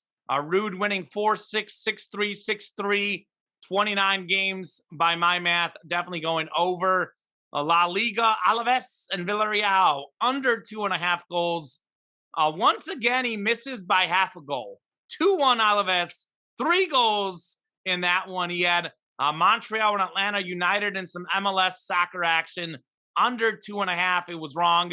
2-1 Montreal, 3 total goals in that game. 0-3 for Drew. By the way, Liverpool did take out Villarreal today, advancing to the Champions League final. We'll talk some soccer in a couple weeks, some Champions League predictions. I know you're looking forward to that, but 0-3 for Drew. I was 1-2, but I got completely barbecued on one of my picks, and I'll explain. But I'll start with the one I did hit. Bucks -12 over the Bulls in Game 5. And that was correct. Bucks winning 116-100. They were actually up like 20-something in the second quarter. So the Bulls made it somewhat respectable, but the Bucks easily covering. You know how much I trust the Sixers. I didn't trust them in Game 6. Raptors +1.5. I was wrong. 76ers won the game big, but they did lose the war because, Embiid got hurt. Hurt in that game. And here's the game that I got absolutely barbecued on. At the time of recording our show, because we record on Tuesdays typically, I think this was a Thursday game, I believe, that I picked, either Wednesday or Thursday. But obviously, after we record the show, I had Mavs -2.5 over the Jazz in Game 6. That line shifted to, I believe, even around tip-off, or it was either like -1, +1 for the Mavs. I actually bet that online and against other people, so I actually hit on the actual money I placed. Whew, thankfully. But my bet I placed on the show was wrong. -2.5. They won 98-96, so they won by 2. I missed it by half a point. Jalen Brunson missed a late free throw that completely barbecued me. So 1 and 2 for me. Tom, you were 2-1. It seems like you've had a lot of 2-1 weeks lately. It seems like pretty much every week you're 2 for 3. So you did hit the one that I probably should have bet, because I felt really good about this pick. You hit John Mechie under 56.5 on the draft position at -120. He was 44th overall by the Falcons. So you definitely were completely right on that pick. And the Falcons did maybe what the Bears and Jaguars should have done. They picked receivers. They also took their first pick as a receiver, Drake London, maybe a guy that we didn't talk about earlier in the show. Maybe we should have. At least Atlanta is hoping that we should have. Absolutely, he was the 8th, or was it what pick? I think 8th overall, but you had him as first pick for the Falcons, -125, which is right at our juice line as a receiver. They did pick him first. And you had Trayvon Walker anywhere but first overall. Trayvon Walker did go first overall. So ill-advised plus money on that one. He was a heavy betting favorite. I was just kind of hoping for a little bit of dysfunctionality, maybe that for whatever reason Jacksonville was doing a smoke screen, but oh well. You don't do great with that plus money, so that's no, right. But I'm hoping for a turnaround this week because I've got not one but 2 plus money plays. They're not super high plus money. So for the first one, we've got the Kentucky Derby. Coming up this weekend, give me Epicenter to have a top 3 finish. You can get that at plus 110 on Bovada. Also at plus 110, we've got Wells Fargo, some sort of golf tournament. This is a 3-ball, so I'm going to have Rory McIlroy finishing ahead of Cameron Young and Gary Woodland. Okay. I can repeat that if you need me to for writing. I'm writing it down. Cameron Young and Gary Woodland, Rory McIlroy plus 110 finishing ahead of them. Finishing ahead of both of them. Yeah, real quickly, Tom, you don't do great on your golf picks. Just know that. Like the Masters, that was the last time you had a bad week, I feel like. Probably. Yeah. But I've heard of Rory McIlroy and I haven't heard of these other guys. Go. You know, and like also playing the numbers a little bit, you know, McIlroy plus 110. I think the other guys are both like plus 220 or something like that. So I'm going with a fairly heavy favorite on this one. Pick. It's a good pick. Also, that's because I parlayed a bunch of favorites for the Masters. If I'd stuck to my game lines and been disciplined, I would have done better. I'm confident of that. That's fair. And then I was going to go with Cubs and White Sox, but Cubs starter got scratched for bereavement, so Bovada took that one down. So I'm going to pivot to the NBA tomorrow. Give me the Miami Heat -8. It's a big number, but the Heat are not playing around. I think they're going to continue to beat the 76ers like a drum in South Beach. So give me Miami -8. Not super duper confident on that one. I'm really hoping for some things to break. I was looking forward to the Crosstown Showdown up here in Chicago. But unfortunately with that scratched, I'm going to go with the Heat. Common, while you do your picks and read off Drew's, I'm actually going to go to Bovada to see if they have reposted that. If so, I'll probably pivot to the White Sox and Cubs for one of the games. But for now, Heat will be my placeholder. All right, I'll transition into the Heat game. I completely agree with you. I have Heat -8 over the 76ers. Heat won game 1 by 16? Double that 8-point line. Another terrible shooting game for James Harden. He was 5 of 13 for 16 points. No Joel Embiid in game 2. Heat defense is too good against a team without a superstar scorer. Harden is not a superstar scorer anymore. The best thing he does is pass the ball. And right now with Embiid out, he's got no one to pass the ball to. So Miami's got the home court. They've got the way better coach in Eric Spoelstra. Heat should win by double digits here. I mean, keep this in mind.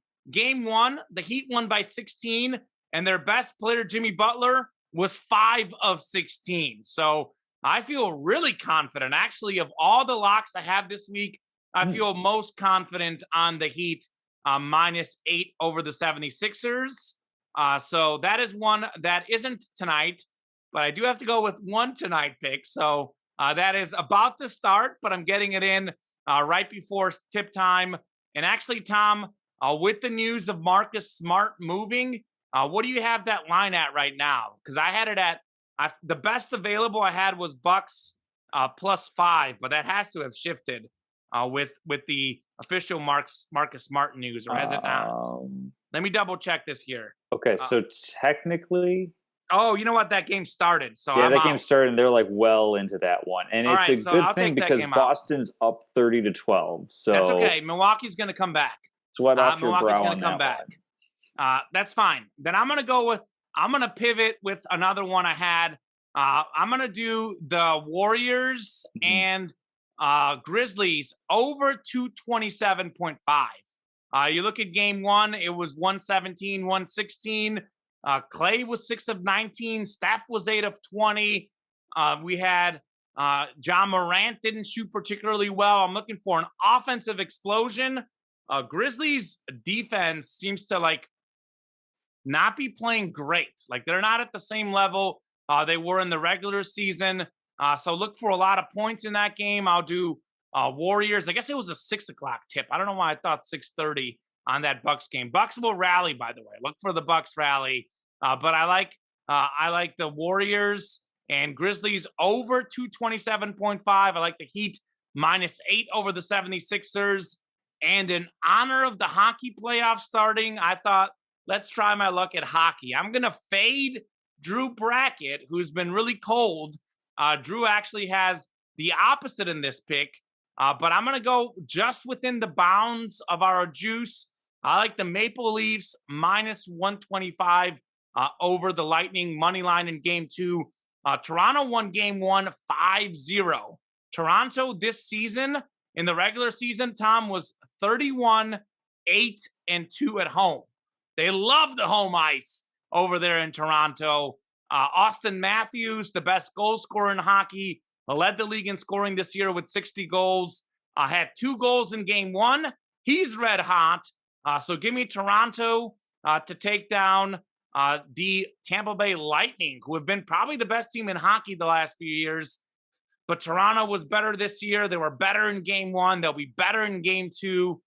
So I like the Maple Leafs money line over the Lightning. I like the Heat minus 8 over the 76ers. And let me make sure this number is right. I've got my app pulled up. 227.5.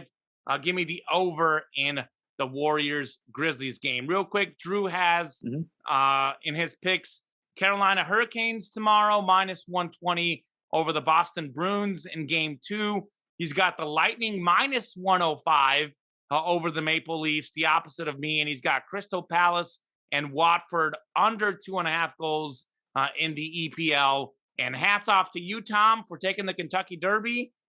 Probably should have had that on the rundown, actually, but I am glad that you were able to touch on it. Really big poofy hat with like lots of things all over it. Did I get one? Because I'm going to a Kentucky Derby party on Saturday. My girlfriend's aunt has invited me. Yeah, mint juleps are the thing to drink. And then, well, for the women, they're supposed to have like really big hats. I think for men, it's more of like wearing like a canvas tan type suit. Lighter color suit, I think. Really quickly on the locks, I just checked on Bovada. I am going to swap out my Miami Heat pick. Okay. They reposted. So White Sox are minus 138 to win. So I will flip to get plus money, plus 135 for the White Sox to win by 1.5 runs. So I'm going with 3 plus money picks this week because You're getting cocky. I am very much so going to regret this probably. But if not, it'll be a lot of fun. So, give me Michael Kopech on the mound. Scott Efros is starting for the Cubs. I think he's a reliever arm. So, Cubs, not a great bullpen, and it sounds like it's going to be a bullpen-type day for them. So I'm looking for the White Sox, even though they've been struggling a little bit, to hopefully get healthy tonight. So, Sox and Cubs at Wrigley Field. All right, both of them are under 500 this year. The Bulls had a good season, but they were terrible the second half. Not expecting a lot from the Bears. Chicago Fire aren't doing great. As I said, off air, Chicago's becoming the ladies' sports town with our WNBA champ Chicago Skies and WSL Chicago Red Stars. Pretty good softball team as well. Men, take notes from the ladies. We need some Chicago wins. The good news is that we have, barring like something gets canceled, postponed, finished 1-1 tie and rained out, we will have at least one Chicago team that's going to win today because it is Cubs against Sox. Absolutely. So that'll be fun. Moving on to trivia for the week. This might be one of my favorite trivia questions because it involves one of my favorite NBA players. Common, you know who it is. Mr. Drew Holiday is playing in his 60th postseason game tonight. Okay. So in this time, in 60 postseason games, he is one of 6 players who has 1,000 points, 300 rebounds, 400 assists, and 50 steals. Can you name me the other 5 players? I believe that they are all either currently in the Hall of Fame or will be once they are eligible. So there are 5 other players who have at least those thresholds in their first 60 playoff games. Okay, I'm going to start with some of the easy ones. LeBron James. That is 1. Michael Jordan. 2. Scottie Pippen. Not Scottie Pippen. Magic Johnson. Magic Johnson, that's 3. All right, so there's 2 more. Yeah, so you got the really easy one, or I would say really easy. Okay. Can you read off the numbers again one more time? So at least 1,000 points, at Okay. least 300 rebounds, Okay. at least 400 assists, and at least 50 steals. Okay. What was the rebound total? 300. So So they 5 typically rebounds a get game. more assists than they do rebounds. So that's a positional hint. Okay. Although for one of them it kind of doesn't matter because he got a ton of triple doubles. Jason Kidd. Jason Kidd. So wow. So I got 4 out of 5. I only had one wrong guess in Scotty. Mhm. And I bet you Scotty wasn't that far off on any of those. Probably not. I would say like maybe assists just because like there weren't as many points scored in the 90s. Sure. Let's see. I'm trying to think of He a would have hint played for this other actually guy. the other thing too is that in the 80s he did play in the 80s some of his first games and he wasn't like as great right away. That would be why Right. maybe Scotty didn't get it for 60. Okay. So okay. So I can give some hints on the other guy. He was mentioned at least a couple of times in The Last Dance. Isaiah Thomas. Nope. Larry Bird. He was the reason. This might be too obvious of a hint. No, I don't come to me. James Worthy. Nope. Same conference. I'll give that hint. Gary Payton. Mm-mm. Okay. So it's the West. He wouldn't have enough assists. He wouldn't have enough rebounds. Oh, Charles Barkley. Not Barkley, no. Because I was thinking Stockton and Malone, but I think Malone wouldn't have enough assists and Stockton wouldn't have enough rebounds. Correct. Exactly. This guy. Penny Hardaway. Not Hardaway. This guy played against Michael Jordan. It's the West, so it wouldn't be Hardaway. Duh. Yeah.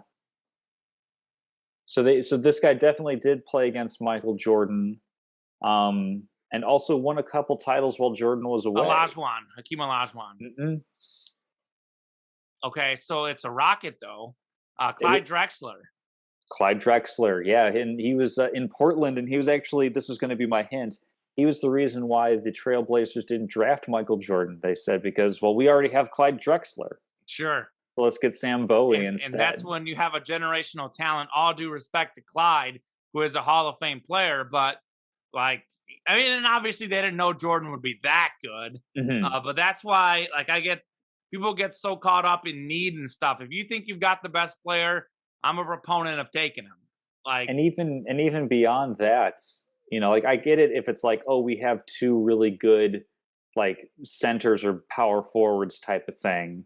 Like I get that to a certain extent, but like Clyde Drexler was 6'7", Michael Jordan 6'6". So you could play him like shooting guard, small forward. This was a time where the NBA wasn't nearly as forward thinking about, you know, positionless basketball per se. You know, you look at the Warriors' death lineup from a few years ago, and you know, Draymond Green is the big man. You know, well, that's what they have now. When they play Jordan Poole, they've got the same thing now.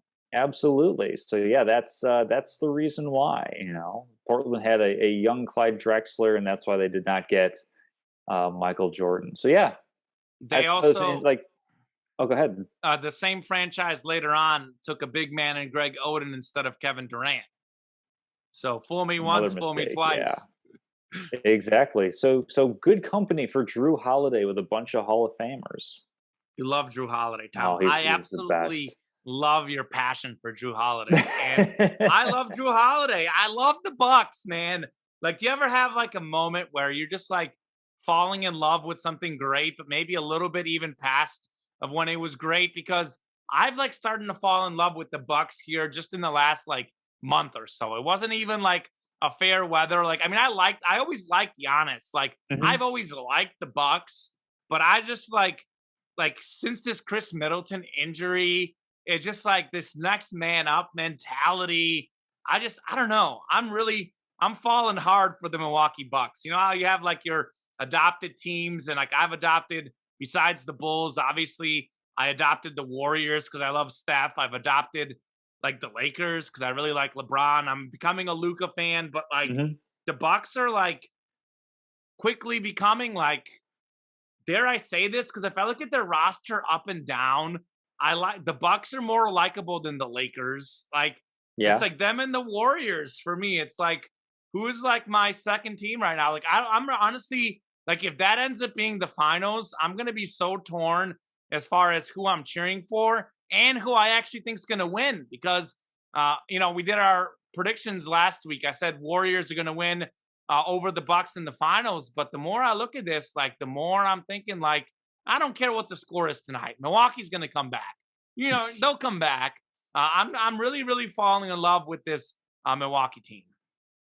Absolutely. I'm pulling up ESPN just to kind of track that now. But do you have a trivia, or are we on? Yes, I do. I've Okay, got a perfect. trivia surrounding some of my favorite basketball players. So Mhm. this is kind of fitting. I was going to go one way with this question, but then I'm like, you're never ever going to get this right. So I'm going to go another way because I was going to go with, Chris Paul obviously was 14 for 14 in the playoff game against the Pelicans.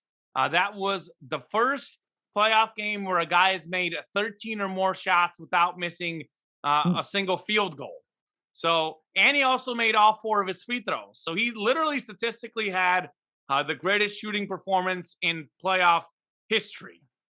So originally I was going to ask you who had the second greatest. It was actually Denver Nugget big man Nene from a few years I would back. never have gotten And then that. Don Nelson, I think, also had the same as well. So you never would have gotten it. So I'm like, that's too hard.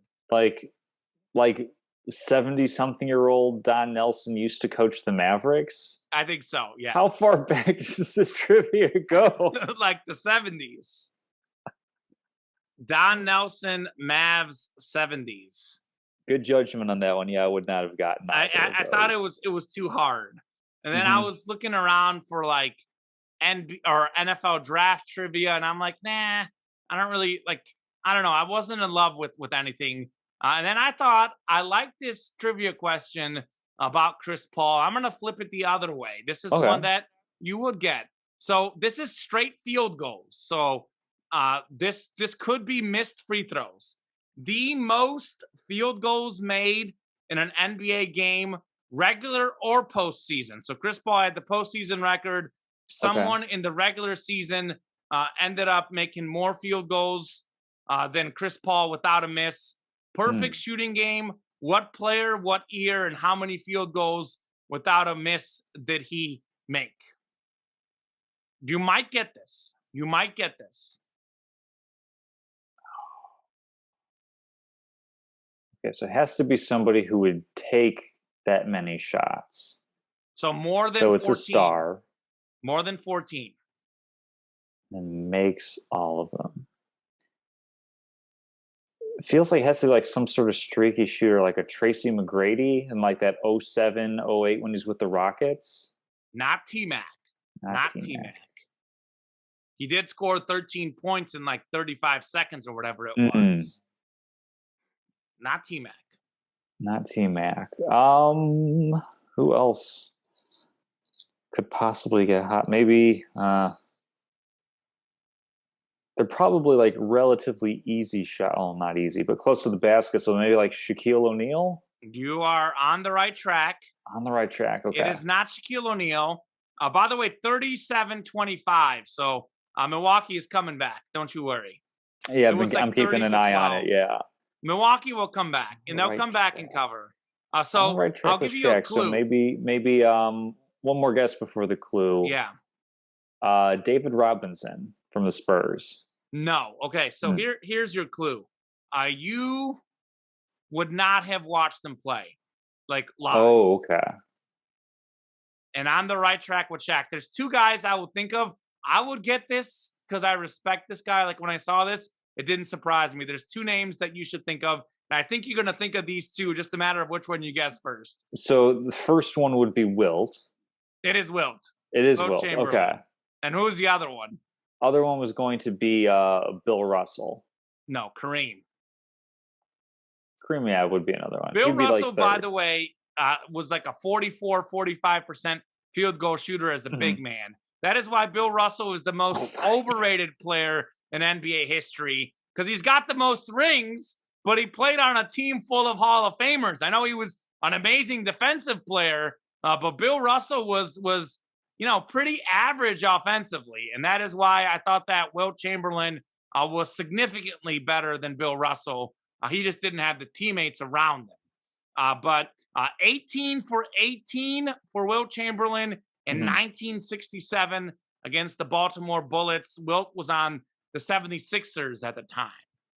He did miss 6 out of 14 free throws, though. So, like you said, near the basket. Did not shoot well from free throws. Wilt was not a great free throw shooter either. He struggled with free throws, but definitely struggled that game even more than normal. But perfect from the field, 18 for 18. Awesome. All right. So on to statements of the week. As I mentioned earlier, I don't really have like a statement per se, so it's kind of more of a hypothetical that I've heard kind of posed a little bit. So it's just like a little bit of a conversation topic. So hit me. So we see the success that Miami has had, relatively speaking, without a superstar, mostly because they're able to like find really good talent and just like develop the heck out of undrafted guys, second round draft pick, late round draft or late first round guys. So hypothetical, how many more titles does LeBron James win if he stays in Miami as opposed to going to Cleveland where he wins a title and then going to LA where he actually defeats Miami to win a title? Do you think LeBron James wins more titles if he sticks with Pat Riley, Eric Spoelstra, Miami Heat organization, South Beach, as opposed to hopping to a couple different spots? So he won 2 with the Heat, right? And he's won 2 since leaving the Heat. Correct, so yeah. You would say like over, under 2 titles? That's a tough question because obviously if they have LeBron on the books, it would be harder to get some of those other guys. But as you said, that some of those other guys are lower level paid players. I would argue that he probably would have about the same right now, but he might be in a better position to win one this season. I mean, I don't know if they would have Jimmy Butler, though, if they had LeBron James. But like if they had LeBron James on that current roster, like would they win the championship? They probably, may not even need Jimmy Butler. You sub in LeBron for Butler, maybe they win the whole thing. I would say roughly at about where he is, but if I had to pick, I would say more, just because you mentioned Pat Riley and Eric Spoelstra, 2 of the all-time great basketball minds who just know how to put a team together. They know how to put a team together, and LeBron actually has done a good job of, he just made one mistake with Westbrook. I think he made a mistake teaming up with Westbrook. I think he picked the good one with Anthony Davis. He just could not have foreseen Anthony Davis's injuries. Yeah. But I think you get Pat Riley, Eric Spoelstra, LeBron in the same room. I mean, they already won 2 rings in how many years? Was it 4, 5 years? Like he didn't play in Miami very long. It was 4 years because they went to the finals all 4 years. So the first year was lost to Dallas. Second year was won in OKC. Third year, they won against San Antonio, and then fourth year, they lost to San Antonio. So I think he was only in Miami for 4 seasons. Right. And you look at those last 2 years, I mean, even the one that they won, the first ring that they won, Dwayne Wade was past his prime at the time. Like, D-Wade was in his prime probably for those first 2 years, then he started getting hurt. So, yeah, I mean, I'd say I could give him maybe one extra ring, maybe 3 rings if he stayed in Miami, because that's a motto organization. That's a great hypothetical, Tom. Yeah, because I'm just looking at where they were. I mean, obviously the first year after LeBron's gone, I mean, Wade's not nearly as good, so they finished 10th. But then, they finished 3rd, 9th, 6th, 10th, and then the past couple years, 5th, 6th, and 1st. So if LeBron James sticks around, I'm sure they're definitely better than 10th in the East in, the mid 20 teens. Sure. So yeah, no, what would be different, if he decided to just stick with that process. But I mean, of course, it's hard to fault, what's the one thing that every kid dreams of when they're playing sports in the backyard? It's winning one for their hometown team. So it's kind of hard to knock them for going to Cleveland and accomplishing that. What do you have for statement? Yeah, I didn't have anything too amazing this week, but I mean, this is a true statement. I saw Draymond Green come out and say that he's not willing to change the way he plays. He's going to keep doing these dirty fouls because, he's dirty. I would say that Draymond needs to adjust. You can still be a tough player within reason. Like, it's like saying, like, Steph Curry didn't shoot as much from three this year. He's not going to shoot threes. No, like, he's not going to do that. Like, same deal with Patrick Mahomes. Patrick Mahomes is always going to be a gunslinger. But can he make small adjustments here and there? And we saw him do that the second half of the season. Draymond Green could still be tough. He can still be physical. He can still yell on the court. He can trash talk. But some of these dirty hits and fouls that he does, like, he doesn't have to do them. And you can make a case that if Draymond Green doesn't get ejected against the Cavaliers, the Warriors are up 3-1. It transitions well into what you were talking about with LeBron James. Golden State was up 3-1 without Draymond in Game 5 at home. Like, that gave Cleveland life. That gave them hope. Like, you're like, oh, well, they're down an all-star. We can beat them without Draymond there. Then all of a sudden you're like, oh, we're back home in Game 6. We can take this here. And then it's like, oh, it's Game 7. Anything can happen. LeBron James has a chance to win a ring in Cleveland.